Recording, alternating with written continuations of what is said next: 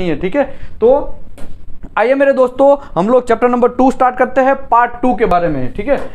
My self विशाल दामेलिया, आप सभी का स्वागत करता हूं। और यहाँ पे जिन लोगों को एनडीटी लेवल 2 या तो एनडीटी लेवल 3 का ट्रेनिंग लेना है, उन लोगों को यहाँ पे दीपेश पटेल का नंबर है, उससे कांटेक्ट कर सकते हैं। और यहाँ पे मेरा भी पर्सनल नंबर है, व्हाट्सएप नंबर है, उससे भी कांटेक्ट कर सकते हैं। जिन लोगों को सीसीप का सर्टिफिकेट रिन्यूअल करवाना है वो भी हमसे कांटेक्ट कर सकता है। जिन लोगों को बीगेस का एग्जाम का क्वेश्चन बैंक चाहिए, एपीआई का क्वेश्चन बैंक चाहिए, एपीआई 510, 576, 936, मेरा तो यही कहना है, एवरी 6 मंथ में आप एक सर्टिफिकेट करिए, पैसा ऑटोमेटिकली आपके पास आएगा। बहुत सारे लोगों को मैंने देखा 10-10, 15-15 साल वाले यहाँ पे ऑफिस के लिए मिलने के लिए आते हैं। सूरत में हमारा जो इंस्टीट्यूट है वेल्डिंग एंड एनडीटी सर्विस में, वहां पे 15 साल के बाद भी वो लोग 25-30 हजार या 50 हजार के लिए बहुत स्ट्रगल कर रहे हैं। तो कहने का मतलब यह है, स्ट्रगल हो गई भाई, आप इंस्टीट्यूट कोई भी ज्वाइन करके या तो फिर सेल्फ स्टडी करके आप कोई एक इंटरनेशनल सर्टिफिकेट लीजिए, बीगेस लीजिए, सीस्विप लीजिए, या तो एपीआई का कोई सर्टिफिकेट ले लीजिए, या तो नेस का सर्टिफिकेट लीजिए,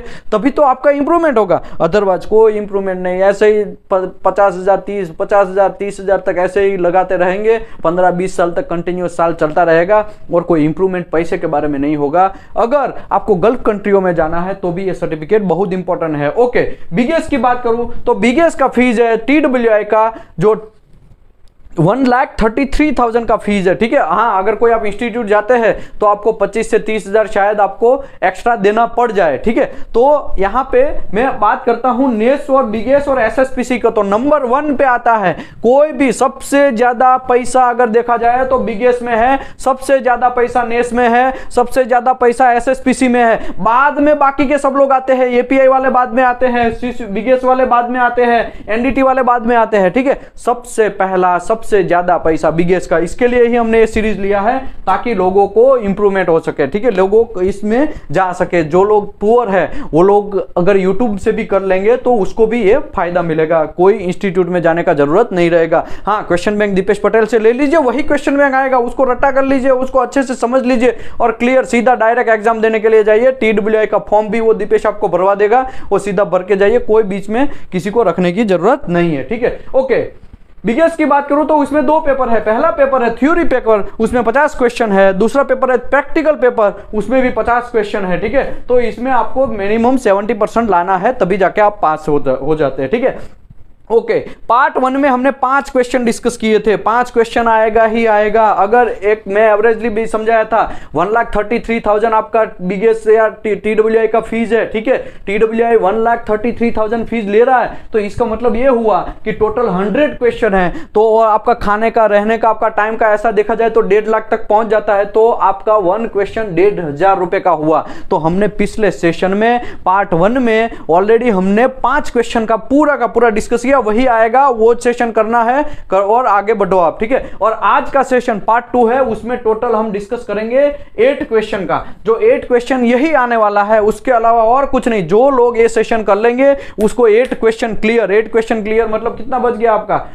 8,000 तो रुपया ऐसे ही हो गया, और 8 ने 4 12,000 रुपया आज आपका बच जाएगा अगर आप ये सेशन प्रॉपर तरीके से करते हैं तो, ठीक है। आज हम डिस्कस करने वाले हैं इसके ऊपर गेजेस के बारे में, कैसे गेजेस का यूज किया जाता है, उसमें डिजिटल डीएफटी कैसे यूज किया जाता है, सरफेस नीडल गैस कैसे यूज किया जाता है, dial micrometer and replica tape, जो मेरे पास में अभी यहाँ देखो पे मैं आपको रेप्लिका टेप दिखा रहा हूं, ये जो रेप्लिका टेप है वो कैसे यूज किया जाता है उसके बारे में भी हम लोग डिस्कस करेंगे, ठीक है। और ये जो रिलेटिव ह्यूमिडिटी है उसके भी 2 क्वेश्चन आते हैं। टोटल हम लोग भले ही यहाँ पे 3, तो आप बोलेंगे कि आप तो 8 क्वेश्चन बोल रहे हैं और यहाँ पे तो आप 3 क्वेश्चन का, भाई बाकी के भी क्वेश्चन थ्योरी से भी आते हैं ना, तो उसके भी टोटल मिला के आज हम 8 क्वेश्चन के बारे में डिस्कस करेंगे, ठीक है।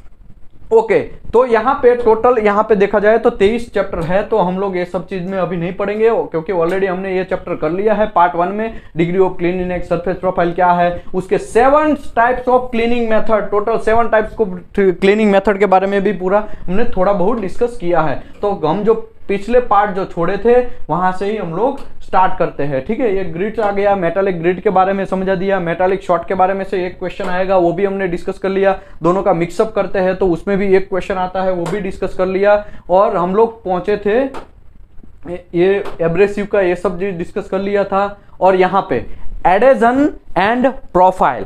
जहां पे बिगेस की बुक में जहां पे प्रोफाइल वर्ड आता है तो आपको डिग्री ऑफ रफनेस ही समझना है। वहां पे कुछ भी प्रोफाइल मतलब कुछ समझ में नहीं आया तो डिग्री ऑफ रफनेस, बस इतना फंडा माइंड में सेट कर लो। जहां पे प्रोफाइल वर्ड आया वहां पे डिग्री ऑफ रफनेस, ठीक है। तो एडेजन एंड प्रोफाइल वो दोनों का डिस्कशन करना है। तो बात करते हैं आगे। तो commonly used of identification of adhesion is the force required to separate two surface of the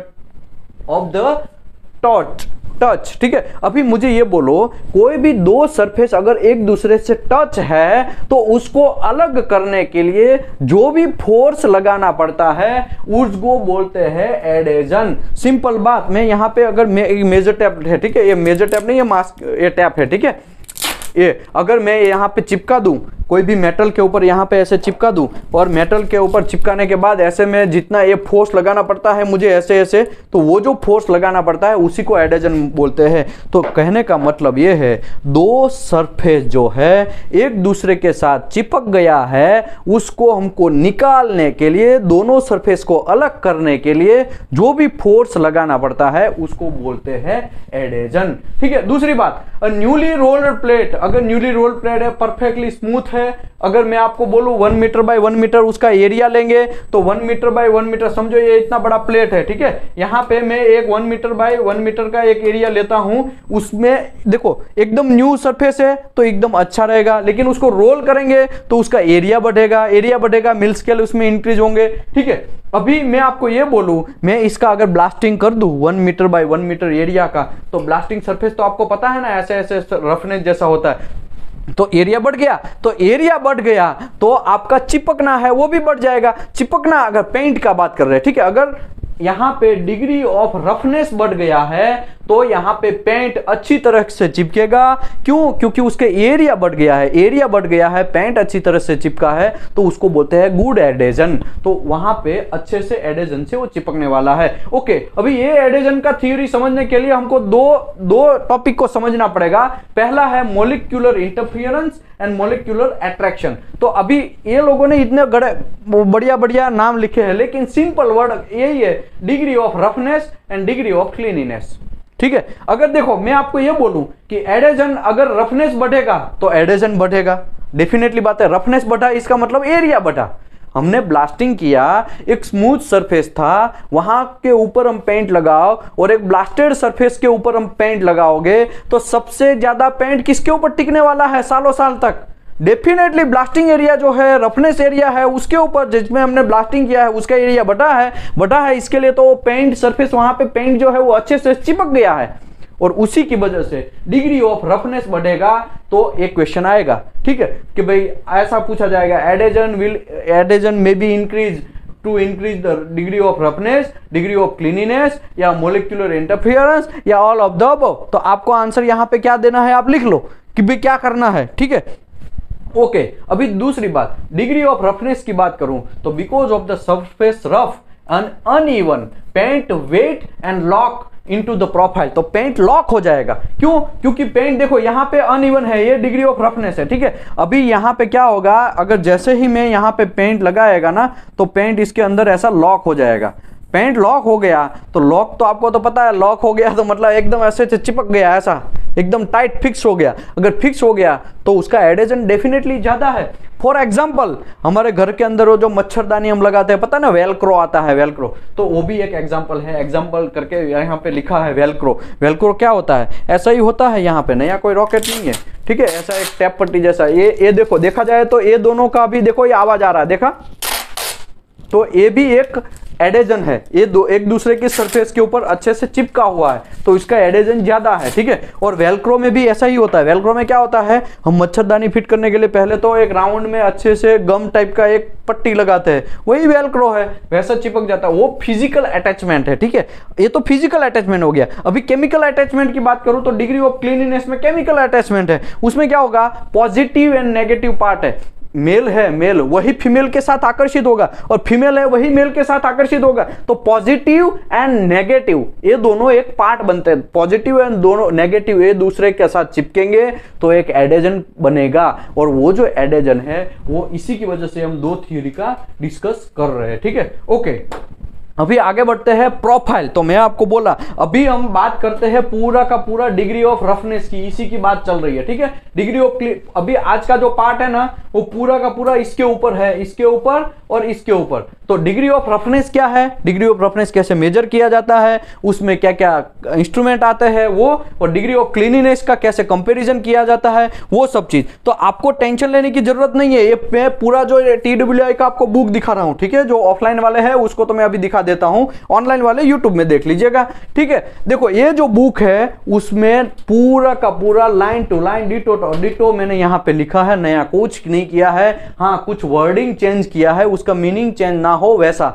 और वर्डिंग चेंज किया है और फिगर अटैच किया है, ठीक है। तो नया कोई रॉकेट नहीं है, तो आप टेंशन नहीं लेने का। यार आप पिछली बार तो बैच किया था बिगेस्ट और सीस्वीप का, तो उसमें तो वर्ड बाय वर्ड आपने बुक समझाया था, अभी यार आप वर्ड बाय वर्ड वो बुक नहीं समझा रहे। तो मैंने कुछ नहीं किया, थोड़ा अच्छे से PPT बनाया है, और वो PPT में मैंने कुछ फिगर्स वगैरह ऐड किए हैं, ठीक है।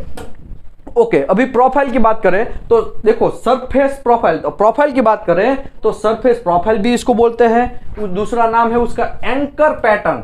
एंकर पैटर्न, तो एंकर पैटर्न मतलब ऐसा होता है ना, ये एंकर देखो कैसा ऐसे झुका हुआ है, देख रहे हैं आप, ये एंकर है, ठीक है। जनरली जो लोग रिफ्रैक्टरी में काम किया होगा उसको ज्यादा आइडिया होगा, ये एंकर है, ठीक है। वो एंकर का कैसा टेढ़ा मेढ़ा रहता है। तो रफनेस की हम बात चल रही है, इसके लिए एंकर भी ऐसा होता है। दूसरा है की का आगे का लॉक होता है, वो कैसा होता है, देखो ये जो की है वो आगे कैसा टेढ़ा मेढ़ा खड्डा, ऊपर नीचे ऐसा रहता है, तो वैसा की भी होता है। ऐसा भी हो सकता है, ऐसा कहने का मतलब ये है। दूसरा है peak to trough height. Peak to trough height मतलब ये नीचे, सबसे नीचे, देखो अभी यहां पे मैं एक ड्रॉ कर रहा हूं, ठीक है।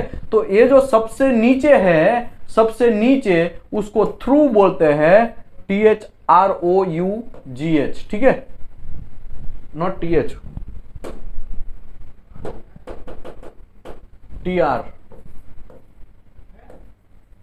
थ्रू। और ये जो है सबसे ऊपर, इसको पिक बोलते हैं, ठीक है। नया कोई रॉकेट नहीं है यहाँ पे। तो ये पिक है, एक थ्रू है, उसका हाइट से मेजर किया जाता है। एम्पलीट्यूड भी आप लोगों को जानते हैं, जब हार्ट पेशेंट होता है वो जाता है तो क्या होता है, ऐसे धड़कन है आगे पीछे, कभी कभी ऐसा सीधा हो जाता है ना, तो ऐसा ही ये peak and trough, up and down ऐसा, ठीक है। तो इसको बोलते हैं डिग्री ऑफ रफनेस, इसको बोलते हैं प्रोफाइल, ठीक है। तो प्रोफाइल के अगर जहां पे आपके क्वेश्चन में ऑप्शन में सरफेस प्रोफाइल वर्ड आया, या तो एंकर पैटर्न वर्ड आया, या तो की वर्ड आया, या पिक टू थ्रू वर्ड आया, या तो एम्पलीट्यूड वर्ड आया, तो आपको समझना है डिग्री ऑफ रफनेस ही समझना है, नया कोई रॉकेट नहीं निकालना है, आपको वही समझना है। इसके अलग अलग नाम है, ठीक है। And are expressed meaning the cross section of blasted area, ये ब्लास्टेड एरिया का ये मीनिंग है। उसके बाद it measured from the top to peak area and bottom of the trough, इसको मेजर करने के लिए समझो ऐसा है यहाँ पे, तो यहां से लेके यहां तक हमको मेजर करना है, उसको बोलते हैं हम ब्लास्टिंग चेक करना, सरफेस रफनेस चेक करना। उसके इंस्ट्रूमेंट आएगा तो मैं अभी बताएगा, ठीक है। ओके, क्या लिखा है, the surface profile requirement are given on the specification of the job. Okay, surface profile कितना रखना है, कितना ब्लास्टिंग रखना है, वो कैसे पता चलेगा भाई, कस्टमर आपको स्पेसिफिकेशन देगा। कस्टमर कौन देगा, जो आपका क्लाइंट रहेगा, जिसका जॉब रहेगा। किसी को प्रेशर वेसल बनाना रहेगा, किसी को हीट एक्सचेंजर बनाना रहेगा, किसी को बीम कॉलर बनाना रहेगा, किसी को कॉलर बनाना रहेगा, किसी को दूसरा कोई स्ट्रक्चर का काम करना रहेगा। तो वो लोगों में पेंटिंग करना है, तो वो ब्लास्टिंग सरफेस कितना रखना है, ब्लास्टिंग प्रोफाइल कितना रखना है, वो आपको कस्टमर देगा। चलो कस्टमर नहीं दे रहा है, कुछ लोग ऐसा होते हैं ना, कस्टमर ऐसे ही बोल देता तुम तुम्हारे हिसाब से करो, मुझे पेंट 10 साल तक चलना चाहिए। तो इसका मतलब ये हुआ, आपके कंपनी का कोई स्टैंडर्ड होगा तो उसके हिसाब से डिसाइड होता है कि कितना रखना है। लेकिन बिगेस्ट स्टैंडर्ड है, बिगेस्ट जो है वो बोलता है 30 से 75, 30 माइक्रोन से लेके 75 माइक्रोन तक रखेंगे तो आपका लॉन्ग टाइम के लिए लाइफ होगा आपका जॉब का, ठीक है। ऑलरेडी मैंने पार्ट 1 में डिस्कस किया ही है कि भाई ये चैप्टर नंबर 22 में है, वो मैं आपको आगे आएगा तो समझाएगा कि भाई लॉन्ग टर्म प्रोटेक्शन का मतलब ये होता है कि आपका जॉब 10 साल तक टिकने वाला है। अगर मीडियम टर्म प्रोटेक्शन का मतलब यह होता है कि आपका जॉब 5 साल तक टिकने वाला, मतलब टिकने वाला मतलब क्या, टिकने वाला मतलब वो पेंट टिकने वाला है, उसके वो पेंट लगाया तो 10 साल तक वहां पे कोरोजन नहीं होने वाला है, ठीक है, 5 साल तक कोरोजन वहां पे नहीं होने वाला है, तो उसको मीडियम टर्म प्रोटेक्शन बोलते हैं। शॉर्ट टर्म प्रोटेक्शन को बोलेंगे 2 से 3 साल के लिए। अगर शॉर्ट टर्म कोई बोलता है ना कि शॉर्ट टर्म प्रोटेक्शन के लिए मुझे पेंटिंग लगा दो, तो 2 से 3 साल चलेगा ना, वैसा पेंट लगा दो, इसका मतलब ये हुआ, ठीक है। अगर कोई एक वाला ऐसा बोलेगा ना कि मुझे मीडियम टर्म प्रोटेक्शन वाला पेंट चलेगा, तो इसका मतलब ये हुआ कि आपको 5 साल तक मिनिमम वो पेंट सरफेस पे ऊपर रहना चाहिए, उसके ऊपर रस्टिंग वगैरह नहीं होना चाहिए, वैसा पेंट लगाओ, इसका मतलब ये होता है, ठीक है। जब आप प्रैक्टिकल में आप साइट पे जाएंगे या तो शिप बिल्डिंग में जाएंगे तो आपको इसका ज्यादा एक्सपीरियंस मिलेगा। ओके, तो अभी हम बात करते हैं बिगेस्ट साइट का। तो बिगेस्ट का अगर बात कर रहे हैं हम लोग, अभी बिगेस्ट के बात समझ रहे हैं, ये चैप्टर कर रहे हैं, तो इसमें 30 से 75 जनरली होता है ये लॉन्ग टर्म प्रोटेक्शन के लिए, ठीक है। ओके, ये जो हुआ ना ये प्रोफाइल, वो कैसा हुआ, ये मेटालिक ग्रिड से हुआ, ठीक है, क्योंकि मेटालिक ग्रिड से ऐसा कचरा वचरा होता है ना, मेटालिक ग्रिड में कोई शेप वगैरह साइज वगैरह नहीं है, ये टेढ़ा मेढ़ा, देखो यहाँ पे ऐसा, यहाँ पे फिर ऐसा ऐसा ऐसा ऐसा, एक उसका कोई साइज एंड शेप नहीं, ऐसे ऊपर अप एंड डाउन ऐसा रहता है, ये मेटालिक ग्रिड का हुआ। अभी मैं आपको बोलूं मेटालिक शॉर्ट का, तो मेटालिक शॉर्ट का है ना वो ऐसा ऐसा होता है, क्योंकि मेटालिक शॉर्ट स्फेरिकल शेप में होता है। पार्ट 1 में हमने ऑलरेडी मेटालिक ग्रिड्स में पूरा डेप्थ में डिस्कस किया, मेटालिक शॉर्ट में हमने डिस्कस किया, ठीक है। तो शॉर्ट जो होता है उसमें पीक जो है वो ये होता है, थ्रू है वो ऐसा राउंड टाइप का नीचे होता है, ये टी लिखता हूं, ये पीक लिखता हूं, पीक का मतलब पीक, टी का मतलब थ्रू, ठीक है। तो ऐसा होता है, तो यहां लिखा ना पीक टू थ्रू, तो पीक टू थ्रू उसमें ऐसा राउंड टाइप का होता है। क्यों ऐसा होता है, तो मेरे भाई मेटालिक शॉर्ट है वो स्फेरिकल टाइप का होता है, उसका शेप जो है वो ऐसा स्फेरिकल टाइप का होता है। अगर वो इतने प्रेशर से टकराएगा, अंदर प्रेशर भी मैंने ऑलरेडी डिस्कस किया था कि फुल एयर है, एयर कंप्रेस्ड एयर है, उसमें ग्रिड्स वगैरह डाल दिया है, शॉर्ट वगैरह डाल दिया है, वो तेजी से निकलेगा तो वर्क फोर्स से वो काम करेगा, वो मटेरियल से टकराएगा, टकराने के बाद वहां पे एक पिंज होगा, वहां पे हैमरिंग टाइप का कुछ करेगा, कुछ लोग उसको उखाड़ फेंकेंगे, वहां से मटेरियल को खरोच डालेंगे, ऐसा निकाल देगा, चमड़ी कैसे निकालते हैं वैसा निकल जाएगा, तो ऐसा, ठीक है। ओके, अभी ये बात हो गया पिक थ्रू का। अभी बात करते हैं मटेरियल का ब्लास्टिंग करते हैं तो कितने टाइप का डिफेक्ट होता है। आपको एक क्वेश्चन इसका आने वाला है, कितने टाइप के ब्लास्टिंग डिफेक्ट है, तो आपको याद रखना है, पहला है हैकल, दूसरा है लेमिनेशन और उसको स्लीवर भी बोलते हैं, तीसरा है रॉक पिक, ठीक है। तो ये 3 टाइप का ब्लास्टिंग डिफेक्ट होता है, ब्लास्टिंग में भी डिफेक्ट होता है, याद रखो।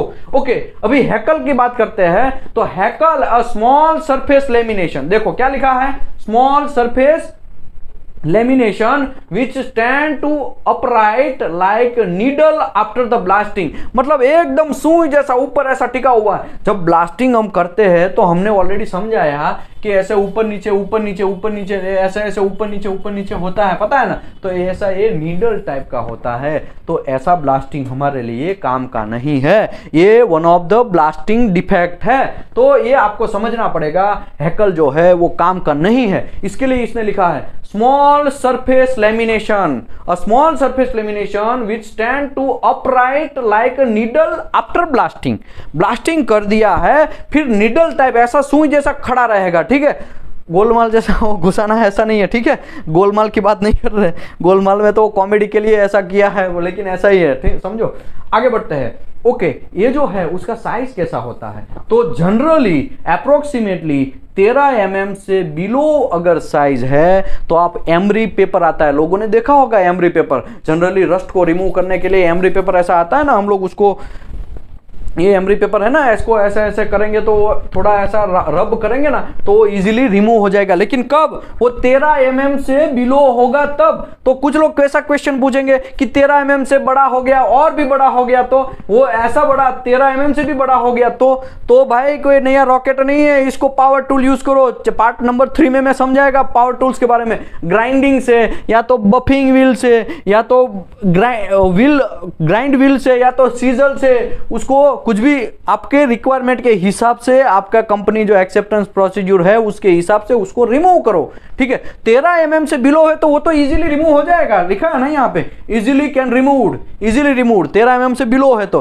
कैसे, एमरी पेपर को ऐसे ऐसे घिसो तो निकल जाएगा। लेकिन 13 mm से ज्यादा है तो आपको पावर टूल यूज करना पड़ेगा। पावर टूल्स में ग्राइंडिंग भी होते हैं, पावर टूल्स में बफिंग व्हील भी होते हैं, और ऐसा एक बड़ा भी व्हील आता है, पता है ना, ऐसा बफिंग बफिंग करके आगे निकलता है। वे बहुत सारे आजकल मार्केट में टूल आ गए हैं, ठीक है। कुछ तो ऐसा पेंसिल व्हील जैसा भी होता है, तो वो सब तो आपके हिसाब से आप यूज कर सकते हैं। ओके, ये हो गया ब्लास्टिंग डिफेक्ट पहला है कल। दूसरा है लैमिनेशन, बहुत डेंजर चीज है। लैमिनेशन एक ऐसा चीज है, appear to be a longitudinal crack. ये आपको ऐसा लगेगा, ये यहाँ पे देखो ये लैमिनेशन है, ठीक है, ये ऐसा लॉन्जिट्यूडनल क्रैक जैसा लगेगा आपको, ये लॉन्जिट्यूडनल क्रैक जैसा जनरली होता है ना, एक सरफेस के ऊपर नीचे भी दूसरा एक सरफेस ऐसा चिपका हुआ है। मैंने लेमिनेशन के बारे में तो करीबन 2 घंटे तक एक सेशन किया है आरटी में, चैप्टर नंबर 19 में इसके बारे में पूरा डेप्थ में डिस्कस किया है, लेमिनेशन है क्या। तो लेमिनेशन के बारे में अगर मैं आपको बिगेस का, आप पेंटिंग इंस्पेक्टर का कोर्स कर रहे हैं तो ज्यादा डेप्थ में मत पढ़ो, आप इतना समझ लो, one type of paint crack, sorry blasting crack है, वो यहां से ग्रिड्स शायद यहां घुस गया होगा और यहां पे फिर भर गया होगा, और यहां पे ये आपका जो मटेरियल है उसकी सरफेस के अंदर ऐसे अंदर तक घुस गया होगा और वो क्रैक जैसा जनरेट करेगा। इसके लिए लिखा appear to be a longitudinal crack and one lips curly back. इसका वन लिप्स कर्ली बैक जैसा होता है। Any lamination sliver found must be refer to engineer for ultrasonic check. अभी अल्ट्रासोनिक चेक भी आपको करवाना पड़ेगा। अभी अल्ट्रासोनिक चेक क्या है, तो भाई आपको कुछ नहीं करना है, आपको बोल देना है भाई यहाँ पे मुझे लेमिनेशन जैसा कुछ कांड दिख रहा है, भाई तुम्हारा इंजीनियर को बुलाने का, भाई तू देख ले यहाँ पे लेमिनेशन जैसा दिख रहा है, तू यूटी करके ओके है तो मुझे बोल देने का, ओके नहीं है तो मुझे बोलो, अगर ग्राइंडिंग वगैरह जो भी है मैं आगे बढ़ेगा, मेरा काम आगे बढ़ाएगा। लेकिन अभी मेरे को लेमिनेशन दिख रहा है, अभी तुम लोग इसमें यूटी करो, इसमें एनडीटी करो और इसको पहचान करो कि है क्या, ये मटेरियल डिफेक्ट है, मेरे अंडर में नहीं आता है, ठीक है। तो आपको उतना बोल के निकल जाना है, वहां पे फिर खड़ा रहे कि आपको पूरा रिसर्च करवाना है, ये सब चीज करवाने की जरूरत नहीं है, ठीक है। आगे बढ़ते हैं। अभी profile measurement and degree of roughness, तो अभी मैंने बोला डिग्री ऑफ रफनेस का ही हम डिस्कस कर रहे हैं, ठीक है। तो प्रोफाइल मेजरमेंट जो है, प्रोफाइल मतलब रफनेस, ठीक है, उसका अभी मेजरमेंट कैसे करना है। ब्लास्टिंग तो सरफेस तो ब्लास्टिंग हो गया, यहां पे मैंने सरफेस को प्रॉपर्ली ब्लास्टिंग तो कर दिया, लेकिन फिर इसका मेजरमेंट कैसे करना है वो भी आपको समझना पड़ेगा। तो ये जो समझने के लिए आपको मैं बोला ना, इसमें से 3 क्वेश्चन आते हैं, तो ये इंपॉर्टेंट टॉपिक अभी स्टार्ट हो रहा है। प्रोफाइल मेजरमेंट, उसका दूसरा नाम है डिग्री ऑफ रफनेस, ठीक है। Okay, if the profile requirement is specified, if the profile requirement is specify, वो कौन स्पेसिफाई करता है, आपका स्पेसिफिकेशन, कस्टमर का स्पेसिफिकेशन, या तो आपका खुद का स्पेसिफिकेशन, आपकी कंपनी का स्पेसिफिकेशन। उसमें लिखा रहता है it is the inspector duty to ensure that the specification requirement are made. ये तो इंस्पेक्टर का ही ड्यूटी है ना, पेंटिंग इंस्पेक्टर का ड्यूटी है। अभी आपको ऐसा बोला जाए कि 60 माइक्रोन तक आपको सरफेस प्रोफाइल लाना है और आप लेके बैठ गए 50 माइक्रोन तक का, तो चलेगा, घंटा नहीं चलने वाला है। आपको देखना पड़ेगा, आपका स्पेसिफिकेशन था 60 माइक्रोन का, आप 50 लेके बैठे हैं तो गलत बात है। आपको पेंटिंग इंस्पेक्टर का मेन ड्यूटी यही है कि आपको स्पेसिफिकेशन फॉलो करना है। आपके स्पेसिफिकेशन में 60 लिखा है तो आपको कम से कम तो 60 लाना ही है, ठीक है। ओके, ज्यादा लाओगे तो अच्छी बात है, कम नहीं लाना है। Okay, this can be done in 2 ways. तो आपको ये जो है मेजरमेंट करना है तो उसके 2 तरीके हैं। पहला तरीका है measuring using the gauges with and without replica test. तो आपको गेज यूज करना है, या वो गेज यूज करने के टाइम पे आप रेप्लिका टेप यूज करो या विदाउट रेप्लिका टेप यूज करो। तो ये पहला तरीका हो गया, ठीक है। ये ब्लास्टिंग इंस्पेक्शन करने का जो सरफेस रफनेस है, जो आपने वो कोरोजन वगैरह ब्लास्टिंग सर्वे ग्रिड से वगैरह सबसे रिमूव किया, पावर टूल से वगैरह जो भी है, आपने ब्लास्टिंग कर दिया सरफेस, उसके बाद का इंस्पेक्शन कैसे करना है उसकी बात चल रही है। तो अभी वो जो है वो पहला तरीका है measuring the gauges, measuring using gauges. तो आपको गेज का यूज करना पड़ेगा, और वो जो गेज है वो विथ या विदाउट रेप्लिका टेस्ट, ठीक है, ये पहला तरीका हो गया। दूसरा है सरफेस कंपेरेटर। सरफेस कंपेरेटर मतलब आपको एक कंपेरेटर, दो कंपेरेटर दिया जाएगा, एक जी का कंपेरेटर, एक एस का कंपेरेटर, उसमें एक 4 जगह रहेगा। मैं आपको दिखाता हूं, यहां पे मैंने कंपेरेटर भी लगाया है। सबसे पहले हम लोग ये देखो, ये कंपेरेटर है, ठीक है, ऐसा एक ये स्मूथ है, ये पहला, ये दूसरा, ये उससे डेंजर, उससे भी डेंजर, ये, ठीक है। तो ये 4 टाइप है, ऐसा कंपेरेटर आपको यूज करना पड़ेगा। ये सरफेस के पास ऐसा आपको रखना पड़ेगा, समझो आपका ये प्रेशर वेसल है, यहाँ पे ऐसे रखना पड़ेगा ये कंपेरेटर को, कि कौन सा मैच हो रहा है, उसका कौन सा मैच हो रहा है वो कंपेयर करना है, ठीक है। तो वो सब चीज हो गया, ठीक है। अभी हम लोग वहां पे नहीं है, अभी हम बात करते हैं, पहला है ये कंपेरेटर का बात हो गया। अभी यूजिंग गेजेस, तो उसमें भी digital gauge are commonly nowadays. Okay, अभी तो आप बात करें तो डिजिटल गेज आ गया, सीधा खट से यहाँ रखो और सीधा चेक करो, ठीक है। तो ऐसा हो गया, लेकिन कुछ आप लोगों ने किया होगा, रिलायंस में शटडाउन की बहुत सारे लोगों ने किया होगा, ठीक है। तो रिलायंस में क्या होता है, शटडाउन करने के टाइम पे आपको इंस्ट्रक्शन दिया जाता है कि भाई आपको कोई भी बैटरी वाला सामान यूज नहीं करना है, मोबाइल, स्मार्टफोन हो या कोई भी मोबाइल हो वो यूज नहीं करना है। क्यों? क्योंकि उसमें बैटरी जाती है, तो शायद बैटरी वहां पे फटी तो पूरे प्लांट में आग लगने का चांसेस है। इसके लिए डिजिटल चीज जो है, कुछ रिफाइनरी है, कुछ ऑयल एंड गैस सेक्टर है, उसमें अलाउड नहीं है इसके लिए। हाँ, लेकिन हम ये मानते हैं कि digital gauges are commonly, generally आजकल डिजिटल गेजेस ज्यादातर यूज होते हैं, लेकिन but refinery, gas plant etc have a stringent safety requirement and batteries can produce the spark, so the digital gauges are still very often used। इसके लिए digital gauges का बहुत कम use होता है, और जनरली ये डायल गेजेस का ज्यादातर यूज होता है बाकी की जगह पे, ठीक है। जहां पे सेफ्टी का कोई लोचा लापसी है तो वहां पे आपको डायल गेज यूज करना पड़ेगा, वरना डिजिटल गेज यूज करो, खलास, खली बली, कोई मगजमारी नहीं, खट से चिपकाओ, हो गया आंसर। आगे बढ़ते हैं। The dial gauge fall into 2 categories। अभी देखो पूरा चैप्टर ये लाइन के ऊपर जाने वाला है।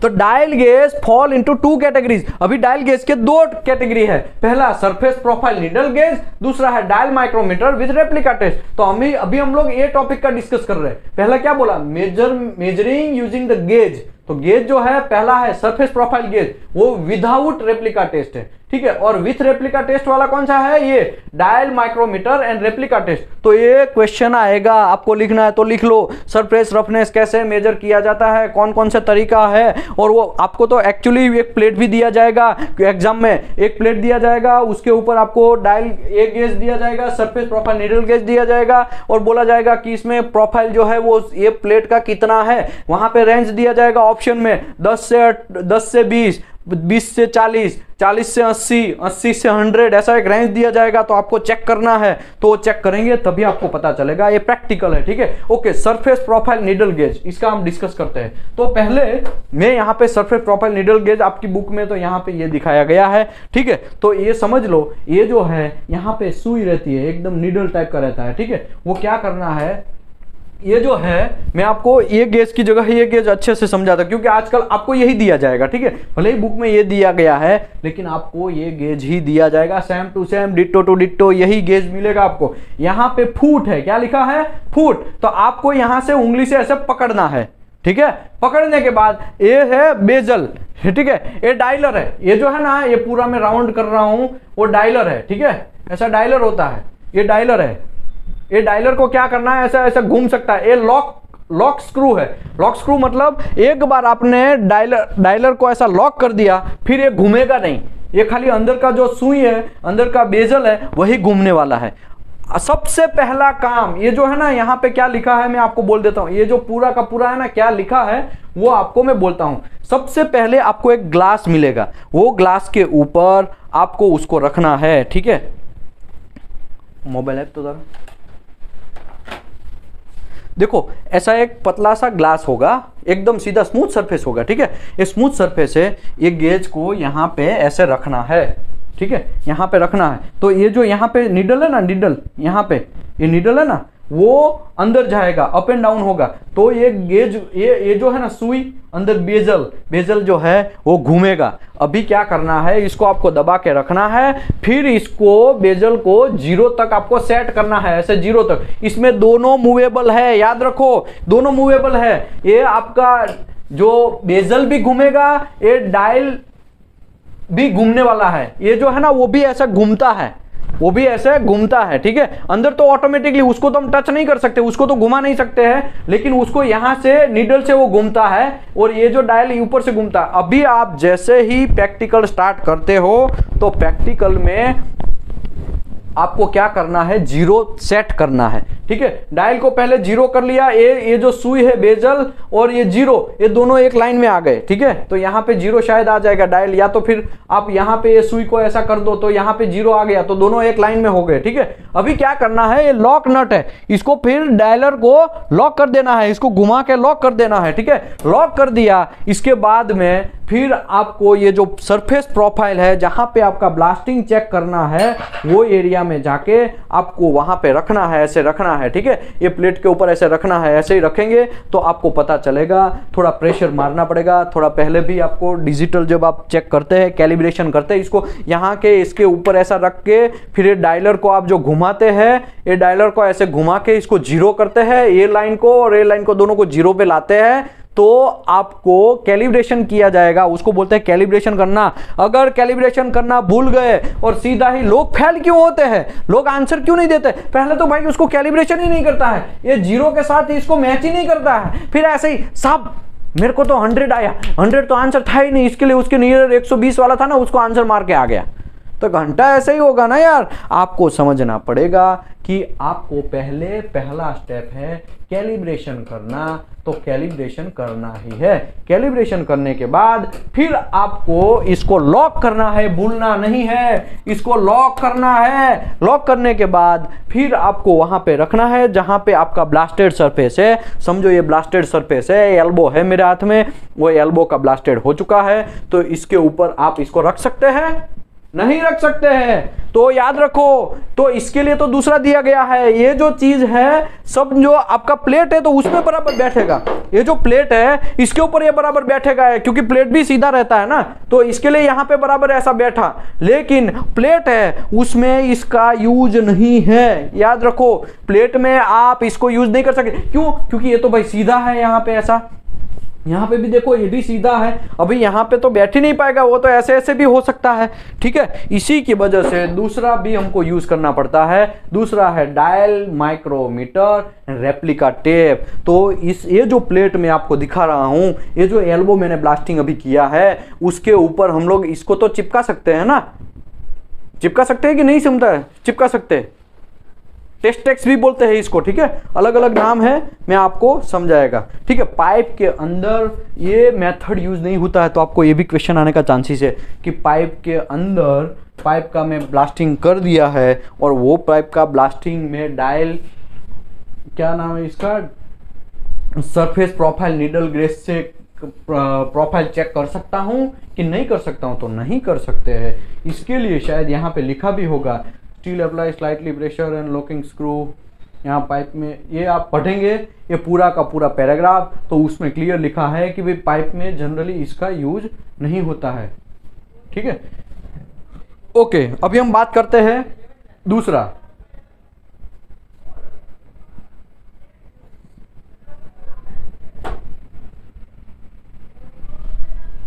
हाँ, यहाँ पे लिखा ना, this type of gauge are not use identically suitable for curved area such as pipe. तो पाइप में कर्वेचर एरिया है, ये पाइप तो कर्वेचर एरिया है ना, ये राउंड एरिया है, ये एल्बो है वो भी राउंड एरिया है, तो इसमें मेरे भाई हम लोग ये डायल जो है वो यूज नहीं कर सकते हैं। ये जो हमारा है सरफेस प्रोफाइल नीडल गेज, उसको यूज नहीं कर सकते। ओके, अभी आपने समझो ये प्लेट में तो चेक कर लिया ब्लास्टिंग, तो एक सीधा रख के आंसर दे दिया तो सही है, नहीं, आपको 10 से 12 मिनिमम तो 10 रीडिंग लेना पड़ेगा, सबका एवरेज निकालना पड़ेगा। तो आपको ये भी फंडा याद रखना है, इसके लिए मैंने यहाँ पे हाईलाइट भी किया है, यूजली मोर देन 10 रीडिंग लेना है आपको। समझो पहला रीडिंग 50 आया, तीसरा 35 आया, चौथा 40 आया, पांचवा 60 आया, छठा 80 आया, 40, 30, 20 ऐसा तो सबका एवरेज करना है। 50 प्लस 35 प्लस 40 प्लस इतना इतना इतना ऐसा करके 10 रीडिंग 210 डिवाइड बाय 10, तो ऐसा करके आपको उसका एवरेज लेना है। तो आप याद रखो 10 रीडिंग। साहब मैं फेल हो गया, मेरे को पता नहीं था, मैं तो ऐसे ही एक बार रख के फिर सीधा आंसर दे के आ गया, 35 आया तो 35 आंसर था, सीधा मैं मार दिया और आ गया। ऐसा नहीं करने का मेरे भाई, आपको ध्यान रखना है मिनिमम 10 रीडिंग लेना है। 10 रीडिंग लेने के बाद फिर आपको क्या करना है, उसका एवरेज निकालना है। एवरेज भी कैसे निकाला जाता है, समझो मैं आपको बोलूं 10 रीडिंग है तो सबको प्लस करना है, प्लस सम सम सम सम सम सम ऐसा, ठीक है। प्लस सबका 10 कर दिया, उसको डिवाइड बाय जितना है, अगर 11 था तो 11 करो, 12 था तो 12 प्लस करो, डिवाइड बाय 12 करो। अगर 15 रीडिंग आया तो 15 पूरा का पूरा प्लस करो, डिवाइड बाय 15 करो, तो उसको बोलते हैं एवरेज। तो वो आपको एवरेज भी लेना है, ठीक है। अभी डायल माइक्रोमीटर रेप्लिका टेप का डिस्कस करते हैं। भाई समझ में आ रहा है कि सब ऊपर से जा रहा है? ऑनलाइन वाले लोग, मनीराम महातो sir, Ramesh Kumar Yadav ji,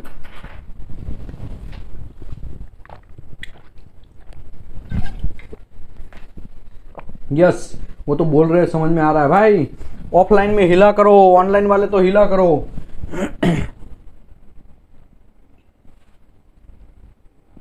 very good, चलो बहुत सारे लोगों ने आंसर दिया है। नयाब जी ने बोल दिया है, आलोक राज जी ने बोल दिया है, रमेश भाई यादव ने बोल दिया है, देवाशीष मंडल सर ने बोल दिया है, मनीराम महातो जी ने बोला है, यस समझ में आ रहा है। भाई बहुत इंपॉर्टेंट टॉपिक है, आपको आपका 1500 रुपया बच जाएगा अगर यहाँ पे आप प्रॉपर ध्यान रखेंगे। एक क्वेश्चन 1500 रुपया, एक क्वेश्चन 1500 रुपया, तो लूटो भाई। याद रखो, आप जितना यहाँ पे अच्छे से ध्यान देंगे, जितना आप नींद से खुले रहेंगे, उतना आप ही को फायदा है। हमें तो क्या, हम तो इसको यूट्यूब में घुसा देंगे, हम वहां पे लिख देंगे स्किल इंडिया मूवमेंट पे, ये हम घुसा रहे तो हमारा तो हो गया, देखना आपको है, ठीक है। ओके, अभी हमने बात किया कि भाई ये मेथड जो है वो कालाकांडी मेथड है, उसमें आपको रीडिंग तो 10 लेते हैं, लेकिन पाइप जैसे कर्वेचर एरिया है, एल्बो जैसा ये एरिया है, ये जो एल्बो है वो कर्वेचर में है, तो उसमें आपका डायलर है, वो सुई नीडल है, वो प्रॉपरली बैठेगा नहीं, और उसी की वजह से आपको रीडिंग रॉन्ग आएगा,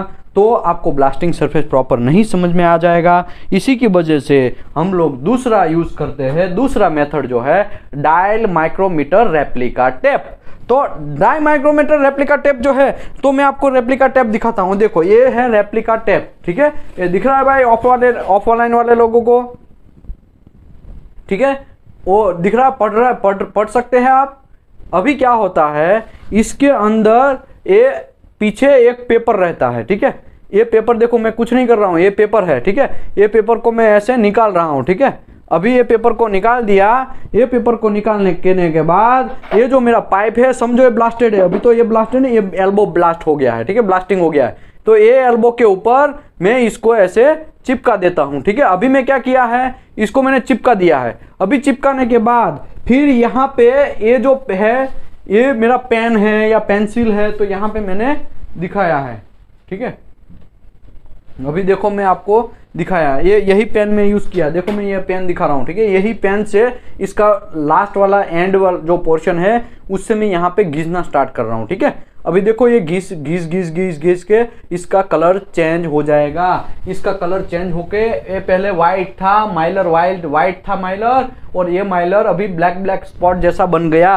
अभी ये ब्लैक, आप नाखून से भी, बहुत सारे लोग नाखून से ऐसे ऐसे घिसते हैं, ठीक है, ऐसे ऐसे। दिख रहा है कि नहीं दिख रहा है, ठीक है, ऐसे ऐसे घिसा, फिर ये नाखून जैसा हमने, या तो फिर ये पेंसिल वगैरह, या तो आप पेन का पीछे का पॉइंट जो है उससे, हाँ ये माइलर को फाड़ नहीं देना है, आपने तो बोला है नाखून से घिसना है, तो घिस घिस के फाड़ नहीं देने का है, वरना आपकी लग जाएगी, ठीक है। लग तो नहीं जाएगी, दूसरा यूज करना पड़ेगा, बहुत महंगा है। हाँ ये आपको बोल देता हूँ, ये टेस्टेक जो है प्रेसो फिल्म है, देखो वेंकट सर ने लिखा है Presso film replica tape, yes दोनों सेम ही है। देखो आप ऑफलाइन अगर आपका यूट्यूब वीडियो में आप देखेंगे तो ये दोनों का सेम नाम भी ऊपर लिखा हुआ है, इसमें भी लिखा, देखो